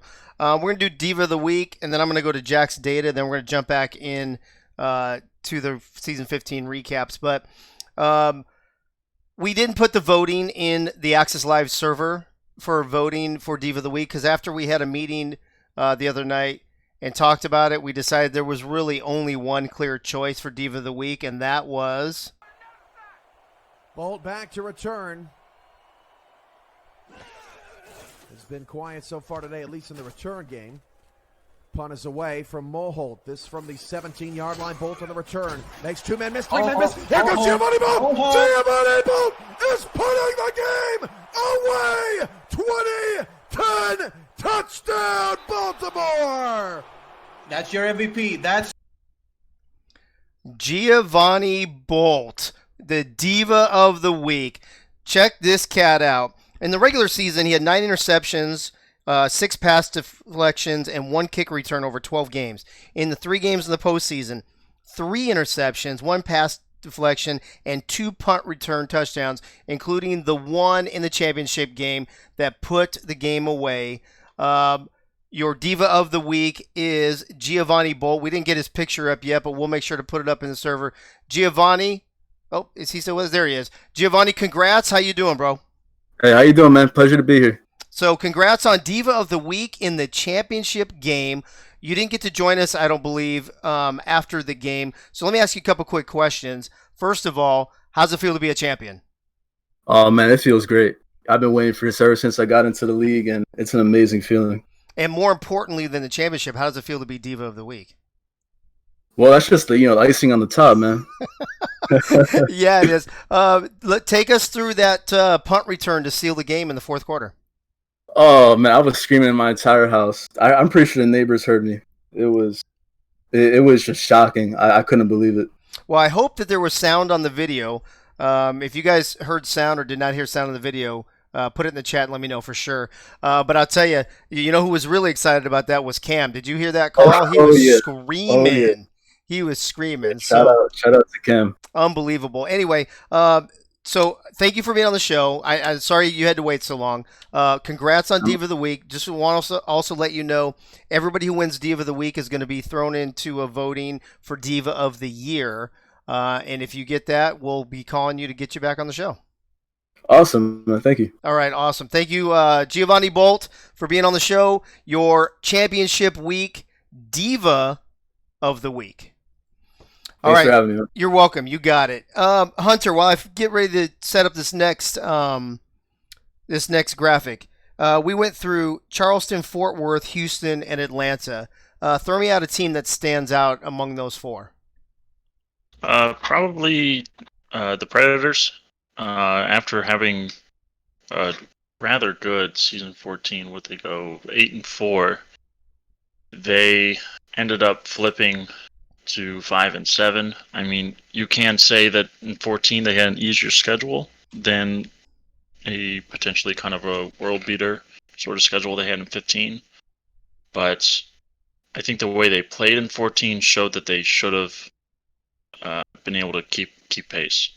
Okay. And another thing that I've seen is across my ELO sheets, and especially in like the weighted sheet when I did my top 11 rankings, season ended and Charleston was right there at 11. So they were the only team in the top 11 that did not make the playoffs. Make the playoffs. Wow. Okay. All right. Awesome. Thanks for that, Hunter. We'll be back to you in a couple minutes. All right. Let's move on to my favorite team, my personal favorite team, the glorious Lone Star Glory. Made the playoffs in their first season with a record of 7-5. Jeff, I literally cut your honeymoon short just so you could come and talk about my team. And you slipped me the right amount of money for it, so I'm going to go ahead and say the right things for it, Dave. That's all that matters. No, in all seriousness, here's a team. Those new teams that came in. What were people expecting? And I think across the board, you're probably going to have people that thought they were a no-win team. You're going to have people that thought maybe they were a top 10 team. It's difficult to choose that when you don't have a history to base off from. When I looked at Lone Star, it was a team that definitely built and progressed as the season went on, and I think that's what you want to see out of a new team. Usually a young team is that you see that growth.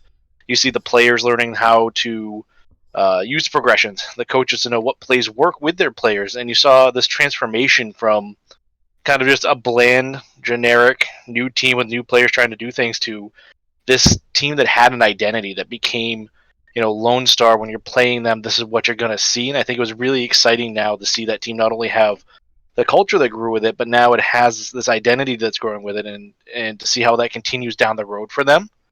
I think when we look at it, we got to look at the low for the team first, and I think off the bat, the easiest low to point out is Florida. A natural born rivalry. You don't see those very often, but out of the gate, Florida and Lone Star are two teams that are just going to love to hate each other for a very long time. Yep, absolutely.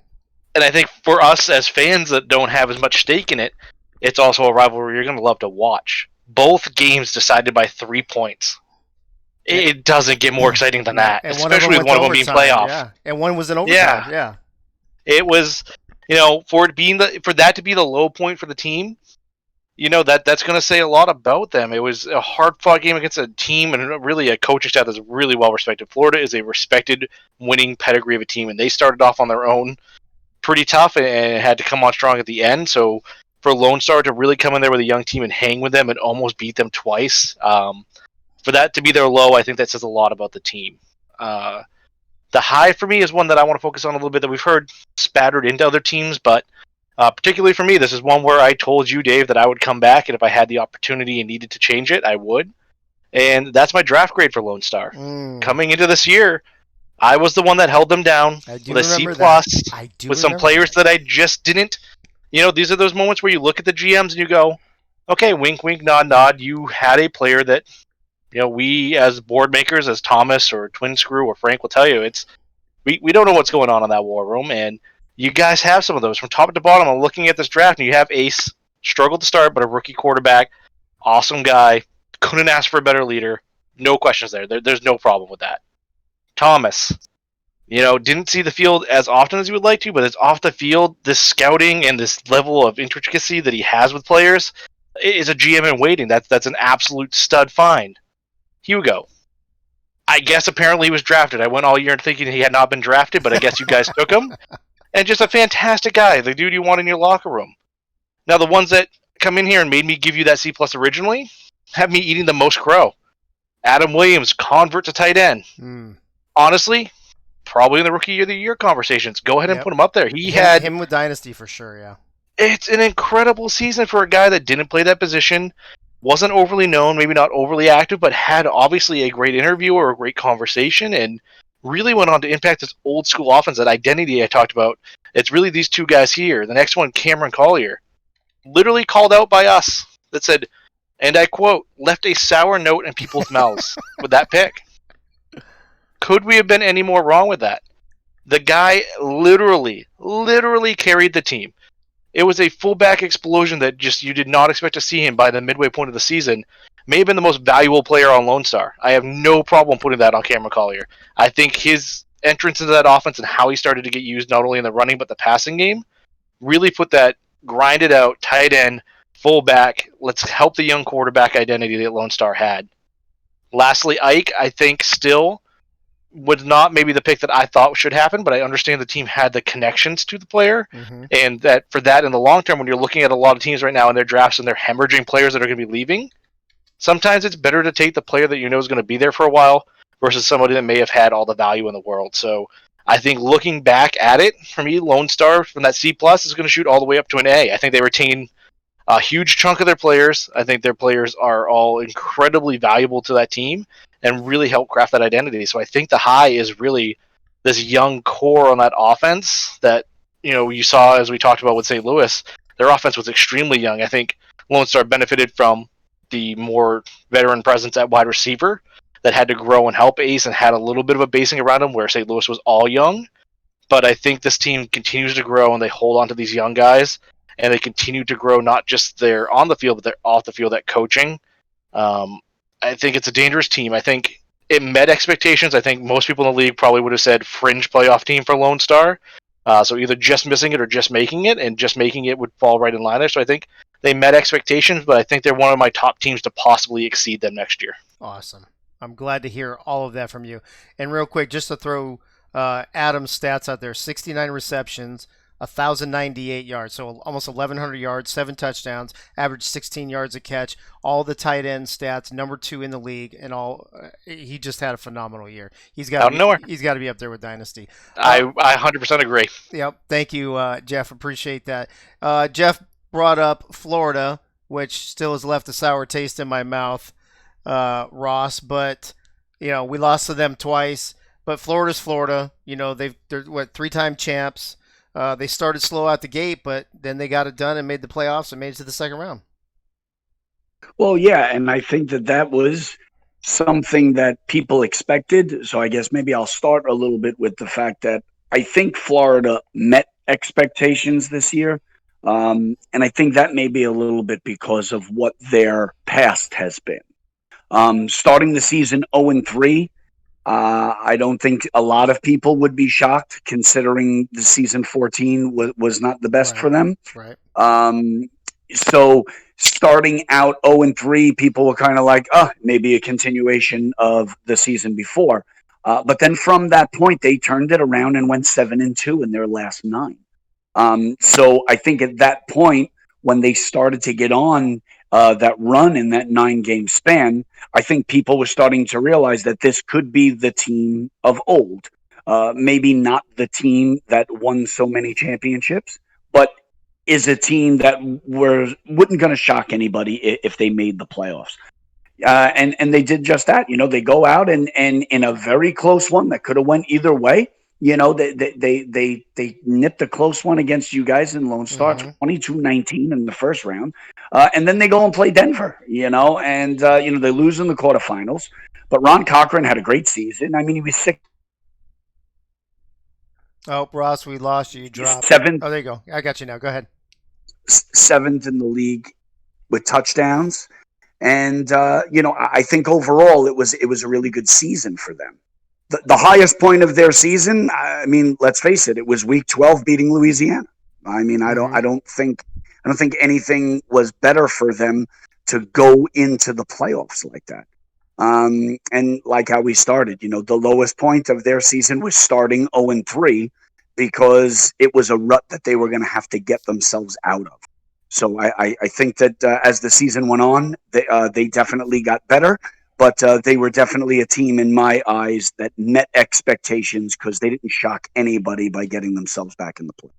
Gotcha. Yeah. And, like Jeff said, I do love this kind of new rivalry we have with them. So I would love to see them on our schedule again next season. I think that would be a lot of fun.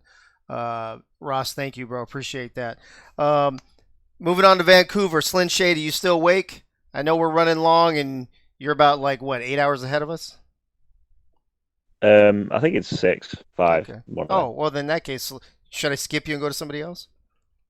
It's only 20 to 4. Oh, that's not bad. You get a couple hours sleep before you have to get up. Yeah, I mean, it depends how many times Jeff has to speak again, but Jeff, well, actually, you know what? Hey, I'm not. It's not like I'm going to interrupt him about Lone Star. Come on now. Oh no, I was thinking that. I know it's funny, but honestly, Vancouver. I'm very interested to hear what you have to say about whether you think they exceeded, met, or did not meet expectations. So take it away.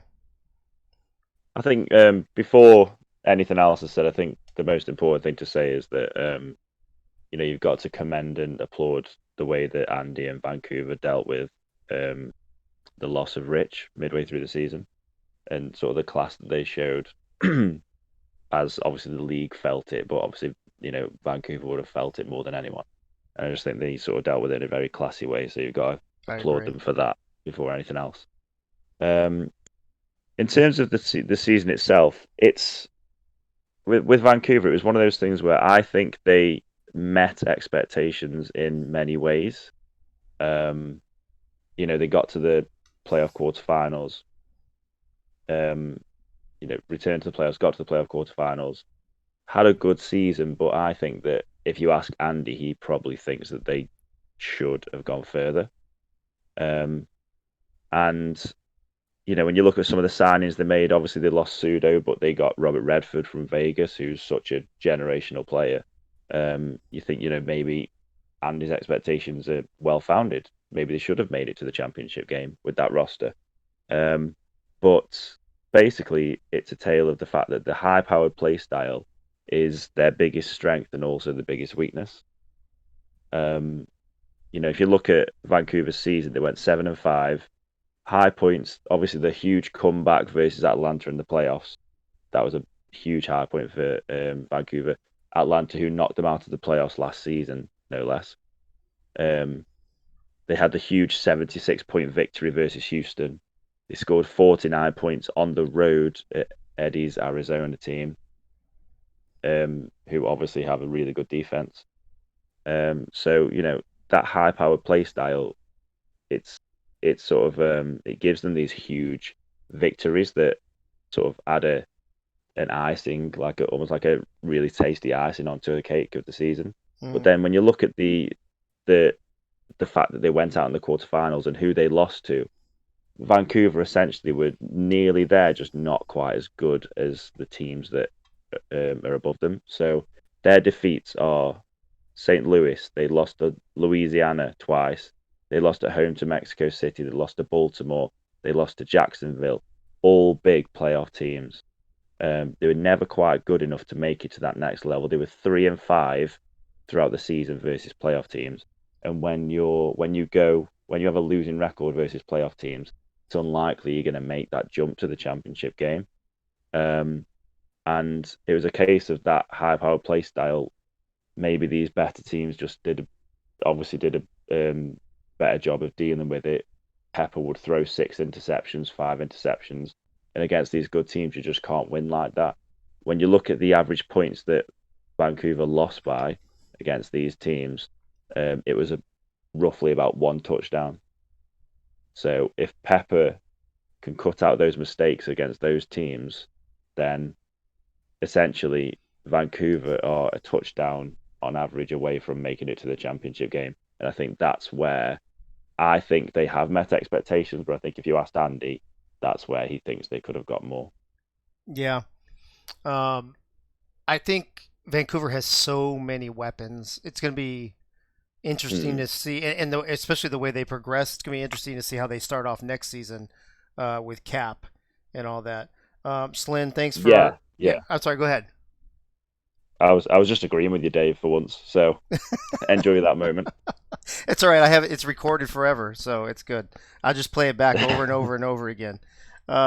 Anyway, hey, thanks for staying up late over there no to problem. help us out. Really appreciate it. Enjoy it, mate. Always. Thanks, man. I actually have to skip a couple teams, so sorry. Jack and Eddie, I have to skip you because Eagle has to go feed the baby. So we can't not have Elsie eat. So we are skipping Jacksonville and Mexico City for the time being. We're going to jump to Louisiana real quick. Eagle, I mean, what a season for them. Great season, lots of drama, kept winning. Twin Screw was a beast. They just fell a little short, but what an incredible season for Louisiana. Oh, Eagle, you're muted, bro. You're still muted. Oh, maybe we won't go to Eagle. No, I'm going. Okay. Sorry, I have like 7 screens open. My fault. No, Elsie was just crying, so I had it muted. I apologize. Okay, no worries. So yeah, first off, Mike Twinscrew, in my opinion, is the coach of the year, right? So Louisiana didn't have a great situation during this season. Twinscrew got thrown in. Fantastic job. Reggie Streeter is my league MVP and should be everybody's league MVP. I agree. Without question. I mean, Johnny does such a great job handing the ball off. I knew you were going to say that. I knew you were going to say that again. Fantastic job. Johnny, with his form, has just gotten so much better from week 1 till the playoffs. No, but Louisiana did great. I mean, they beat Baltimore, right? This season. They beat them 35-23. So at home, and it's like, oh, you defeated the champions. It was great. Louisiana didn't really have many bad losses. You know, they got beat pretty bad by Mexico City, but they're a playoff team. Florida, a playoff team, beat them pretty bad. So if you had to choose a bad loss, it would have been Florida for me. Defense, it's gonna be interesting to see what happens next season with Gerald coming back.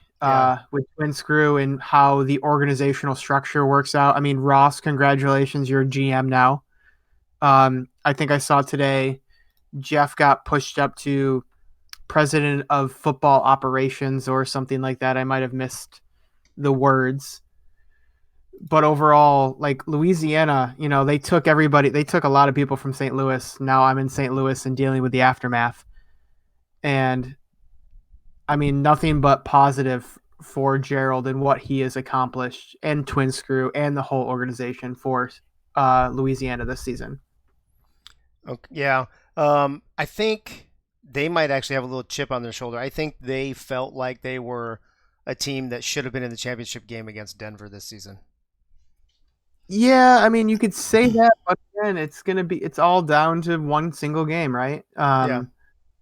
And That Fort Worth game. That, and I mean, even in the playoffs, they got held pretty well. Yeah. It was a good game against Sioux Falls. So you flip a coin, a play might go a different way. Unfortunately, it's not like it was a blowout one way or another.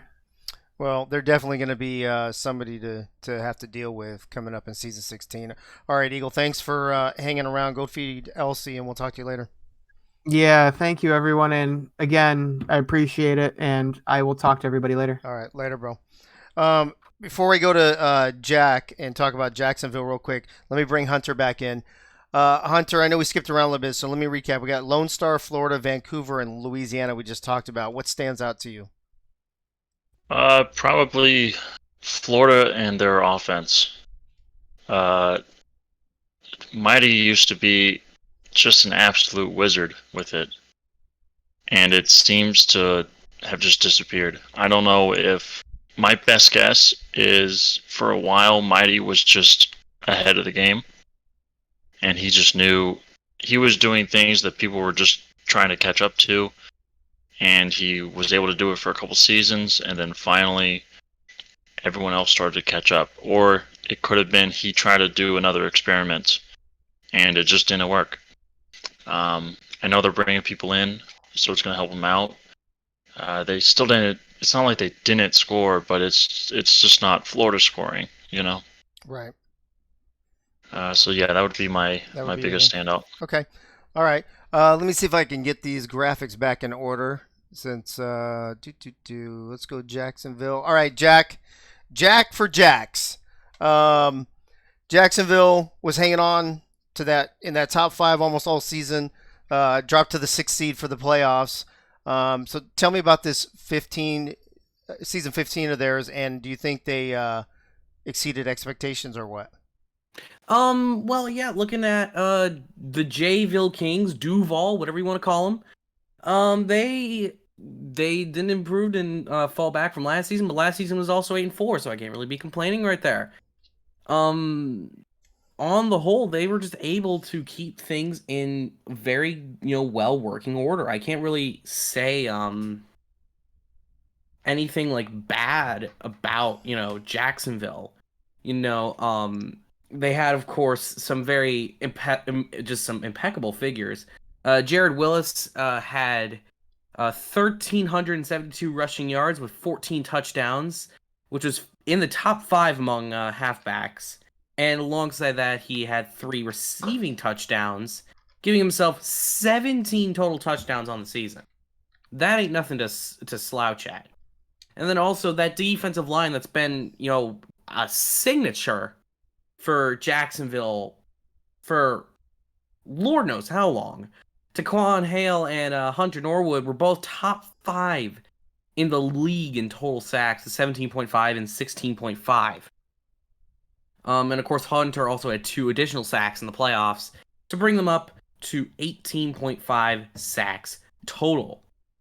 Now, for Jacksonville, in terms of how far they got in the playoffs, well, It's another season where they definitely got somewhere in the playoffs, but that quarterfinal matchup, it was a lot closer than the scoreline will say. 45-13 is not close on paper. Not at all. But it was a little bit closer in the actual gameplay. But I think the way that it ended certainly is lower than what, Jacksonville's self-perception and their own expectations would be.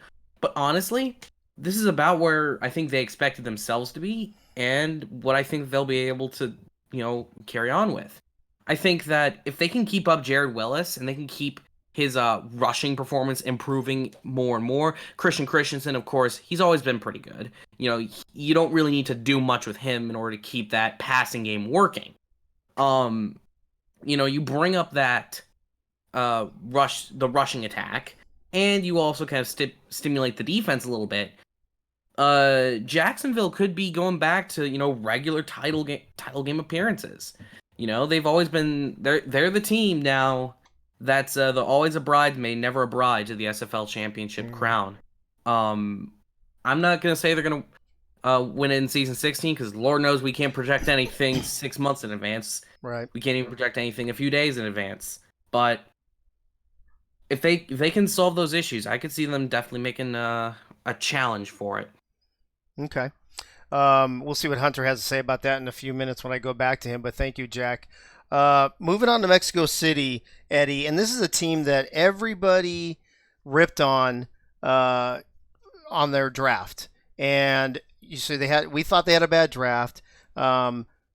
Ray left the server, or he left the SFL. I feel like there's one other thing that happened early on this season. Everybody's like, Mexico City's season is going to be a disaster, and what does Ramos do? He turns it into a 5th seed playoff run. I don't know who that everyone is, but don't put me on that list. There were some questionable decisions, yes, but I wouldn't, I would never question a man who has a SFL championship on his resume. As long as he's coaching that team, they have a chance. They finished the previous season 6-6. They finished this season 8-8, 3 games behind Denver. And that's despite the fact that they had 5 young players on that team picked up in the draft and 1 undrafted free agent. Now, they did finish 2-4 versus playoff teams. So when they rose to the occasion in terms of competition, they fell short. They lost to Baltimore in a wild card game, 33-17. But hey, Baltimore won a championship, so that's not too much to hang your hat on and be upset about. They got signature wins versus Louisiana in week 4, and they got another win versus Vancouver in week 6. But they did have some upsetting losses too, including losing to St. Louis 37-45 back in week 2. They scored their most points versus Vegas when they put up 47 points. And Phoenix Jones finished the game with 190 yards rushing and only 13 carries. Their offense finished averaging 28 points a game. Their defense finished giving up 25 points a game. That's 7th and 12th, respectively. So their offense has been pretty consistent all year. It's their defense that they need to hone some things down on and work on to improve. And with those young additions that we just talked about through progression, I can see Ramos and company doing just that. So all in all, it's been a good bunch. Matt Wilson finished 7th in passing, averaging just over 8 yards per attempt, and he threw the ball 434 times, finishing 11th in the SFL. His QBR was 97.2, which is 2nd, and he was sacked 24 times, which is tied for 10th best, along with Xander Gold of Fort Worth. Mike Daggs led all receivers in catches with 1,309 yards, and he's a tight end, no less. K.L. Berry was 2nd on the team with 61 catches, so you can see the kind of disparity there from if Mike Daggs is not catching the ball. Jason Bartley, who was that unsigned free agent I was talking about, he finished with 27 catches for 222 yards and two touchdowns. And that's considering the fact that he has 5 other weapons on offense that's ahead of him on the depth chart. That's pretty darn impressive, and that's good coaching if you ask me. Free agent Matthew Lee left. He was their strong safety, led the team in tackles, so that's going to be a big loss. As I think he finished with 108 tackles, so they got some work to do there to replace him. And they also lost T.J. Punk, who was at number 2 tight end that shocked the SFL when he was drafted. He finished with 27 catches for 193 yards for a touchdown. And that's right as his player was starting to hit the peak of his progression area where he can start to do some things with them. But I look for them to rebound nicely. They always do. They find a way to get a middle of spot playoff run, and I expect them to do no less than that next season. Awesome. Yeah, I'm actually looking forward to having Mexico City in my division next season. That's going to be a lot of fun playing against them. All right, Eddie, thank you. Moving on to who was the number 1 team for most of the season, then ended up losing in the semifinals, Soto. Obviously, Denver exceeded expectations. That's a dumb thing to even ask, but tell me about the rest of their season. Yeah, definitely. I mean, they definitely exceeded. I mean, season 14 they were 5-7, so they definitely exceeded expectations. They got to the playoffs. They thought, and like you said, I mean, in my eyes, they were the number 1 seed throughout the season. They were the number 1 team. I know it was going back and forth on your show and in the chats, between them and Louisiana, but. To me, they were always the number 1 seed. And what can you say? I mean, there's only possibly 2 low points in the entire season. Well, I think one of them was probably obvious. What's the other one? Well, the other one was the same team that they lost to is their one blemish on their record in the regular season. The 2 low points are the champions. They just didn't know what to do with the champions in Baltimore. But they won, high points. Some of them, they went 2-0 in Vice Wars against Vegas, outscoring Vegas 70-39 in both games. I mean, they're just, their offense was just insane. Most points with 419. Best third down conversion team was 61 by the end of the season. Most total yards with over 5,266 yards. I mean, just blowing teams out of the water with points. Yards per game, 438. Even their defense, though, like Josh Vasquez, tied for second place with a bunch of other players, but he had 9 interceptions.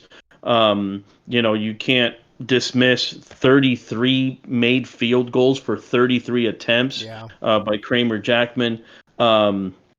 Again, really, their whole season was phenomenal.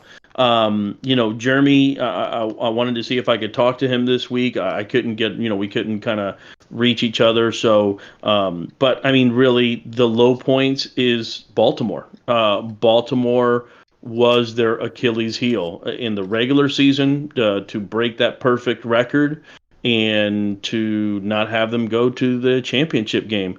That was really where it ended. But, again, they're going to be in a stacked division next year. Denver, looking into next season, they should be able to get back in the top half of the league if everyone stays intact. They have the same coaching staff, hopefully. You might maybe, always through free agency, you're always, because we have 1-year contracts, basically, one season contracts. You could have possibly some people leave, but I don't. If I was in Denver, I wouldn't leave. I mean, with an 11-1 record and everybody stays the same, I wouldn't leave. So I think the league should, people in the league should have high hopes that Denver is going to be back. Hopefully, again, the same coaching staff stays, and they'll be right back on top. Awesome. Yeah, I agree with that. Although somebody pointed something out on a couple shows ago, how Denver seems to be an every other year team. So I'm wondering, you know what I'm saying? Yeah, I remember, and that's why I made, not to mention any names or anything, that's why I said, as long as their coaching staff, whoever's calling the plays, stays doing that, whether it's Jeremy or whoever it is, whoever's actually taking care of being the head coach for this season, they kind of keep the same chemistry. And look what it did for Sioux Falls. Sioux Falls made it to the championship game last year. Again, they are the bridesmaid again this year. But my point is, if you want to get back into the playoff picture, you want to go deep into the playoff picture, Sioux Falls is a good model. Try to keep everybody intact, keep the team unity where it should be, keep everything as close to the same as possible, and Denver could be back in it again if they just stay intact and the people are in the places that they are this season. They'll be in the same positions next season. Awesome. Yep. All right. Well, we'll see what happens with them. All right, Yeah. Soto. Thank you, bro. Let's move on to the two final teams. Listen, I know that this show is going way longer than I expected. I had great management idea for it. It just did not seem to happen. So I think I might have bit off a little more than I can chew tonight. I want to thank everybody who's been faithfully hanging on there. Wait until we get to these last two teams. In the chat, I still see everybody. Thank you for hanging on, and for those who will be listening later. But Coach, I purposely gave you this team. This was your team from the beginning of the season. You called it, and they came close, but they just fell a little short. Tell me about this Sioux Falls team that you had so much faith in all season long. Well, I think there's going to be accusations of bias here, but, what can I do? Sioux Falls, yes, my team, my other team. Well, let's look at some relevant stats first. 28.5 points a game. That was top 10. 358 yards per game. Only one playoff team had less for their total yards. We know why. They didn't throw a whole lot. Their defense was fifth in points allowed. Their defense actually allowed more yards per game than their offense got. That's kind of interesting. That's an interesting stat. But if it plays to their style, so it's not terribly surprising. The high, obviously, second consecutive championship game. The low, second consecutive championship game loss. But here's the thing. I know that hurt. I've been there myself. I've coached teams where, just a couple of bounces and it was all ours, and you don't get it, and then you think, well, next season, and it looks like it, and then you don't get it, and it hurts an awful lot. But tell that to every other team that wasn't in the game at all, and I think the perspective matters a little bit. My keys for next season for Sioux Falls: don't overreact. You've made it to two straight championship games. Don't blow it up and start over. Retain everyone, and I'm going to say this. You don't have to pass more, you just have to pass better. I highly recommend taking guns straight out of their playbook and being a little more thoughtful and creative on offense. They've got the tools to throw the ball better than that. And just imagine Sioux Falls with a little bit more efficient passing game, and who stops them? So that's my wrap up of Sioux Falls. I love you guys, unless I'm playing you. Good luck. Let's play each other season 16 championship and see how it goes. There you go. Let me ask you, and I hate to say this, but you think Sioux Falls could be in danger of being, and I don't want to say it this way, but kind of like the Buffalo Bills of the NFL, where they're going to be one of the best teams and they're going to make it to the championship, but they're just not going to get over that hump. Oh, sure, they could, but those of us old enough to remember the Buffalo Bills, that was a damn good football team. Oh, it was a great football team, yeah.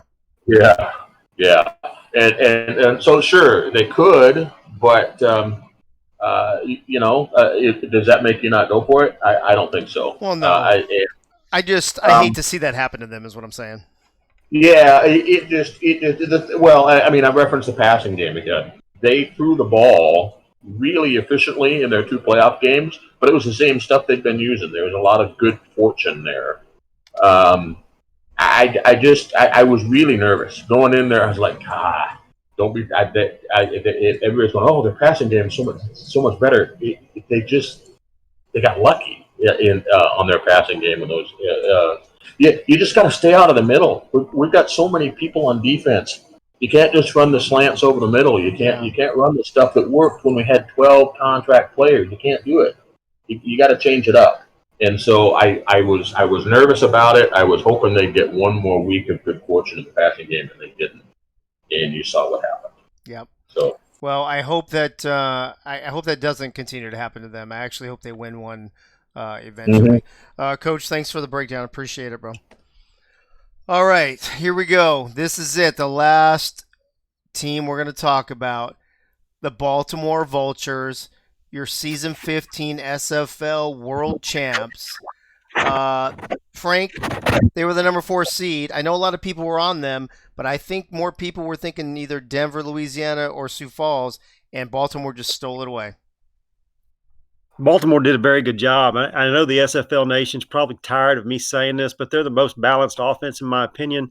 They were 3rd overall in points scored. They're 2nd overall in total yards. They were 5th overall in yards per game, 8th overall in passing yards per game.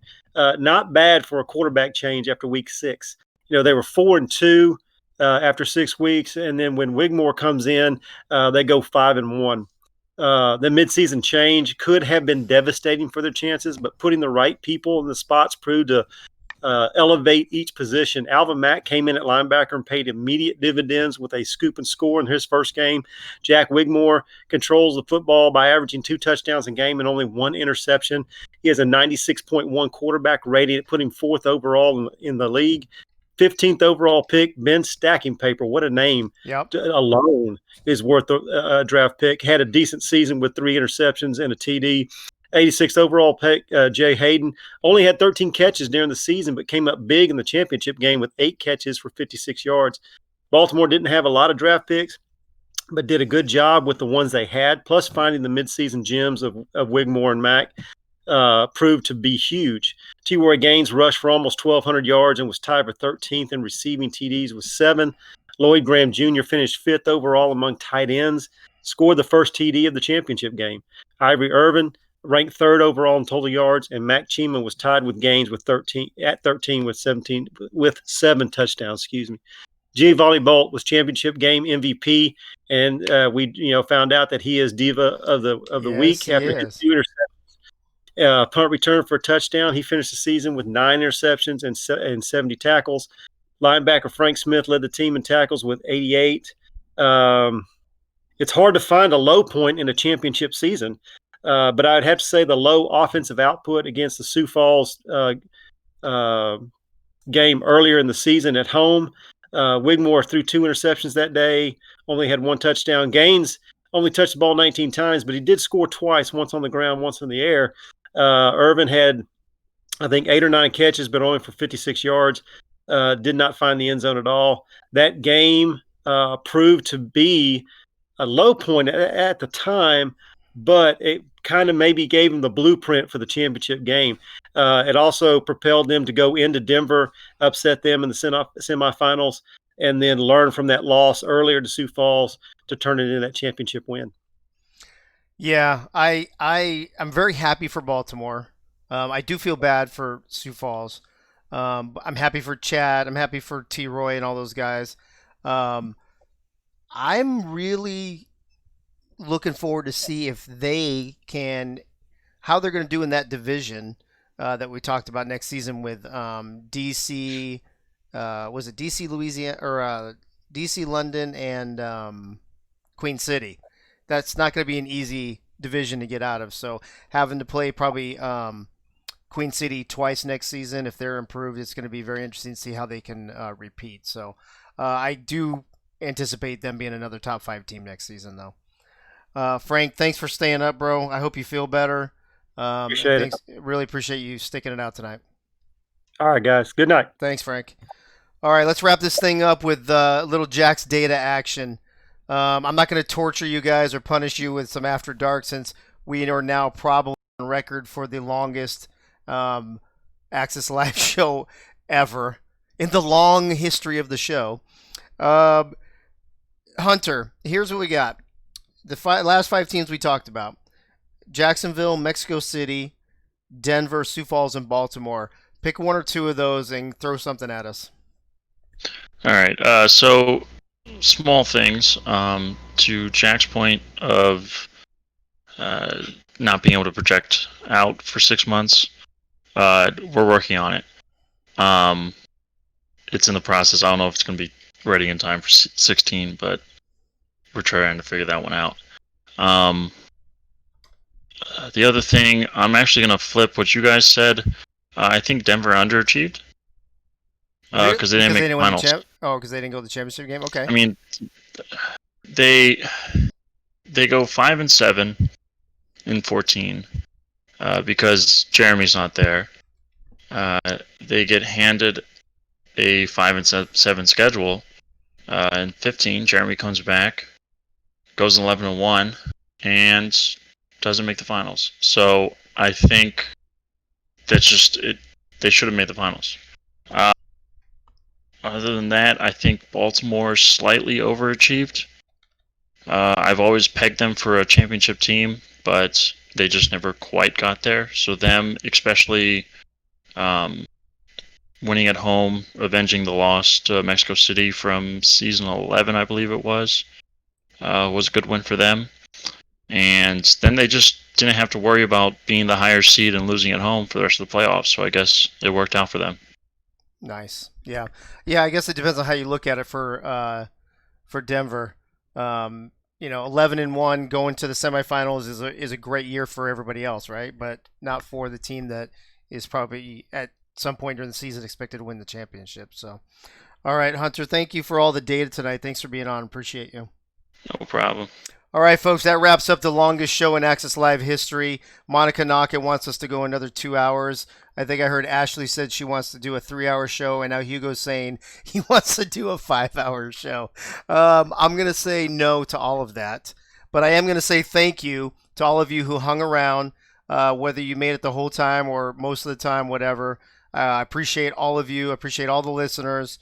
What did say Wiggler says, season 16, we're going to do a 24-hour Access Live show and watch all the games together one weekend. Oh, maybe we could do that. You know how they start off March Madness? They do that 24-hour thing. We could do that. I'll just have to sleep for 3 days before and after. But in any event, thank you to everybody listening, sticking it out. We went 2 hours and 10 minutes. Special thanks to Frank, Thomas, Coach, Eddie, Eagle, Slyn, Soto, Ross, Jeff, Tyler, Jack, Gunny, Hunter, Cam, and Twin Screw. Thanks to Giovanni Bolt for jumping on and collecting his Diva of the Week award. Next week, we've got a couple more exciting things in store for you, including probably next Thursday. I think it's going to be on Thursday, is going to be the Diva of the Year award show. So we're going to see what we can put together for all the Divas of the Week. And then we're going to have you guys vote on it over the weekend. We'll announce it probably that following Tuesday. So if you are a Diva of the Week winner this season, you might want to start campaigning. Start getting all your peeps together and tell them to start voting for you once we put the voting up. So anyway, again, thank you to everybody. Appreciate it. I don't know if Eddie Gage is still. Yeah, Eddie Gage is still with us. Good. So thanks again. Have a glorious night. I'll see you at the tees. And Eddie? Arizona, I love y'all. Thanks for coming. Good night. Drive home safely. See you guys.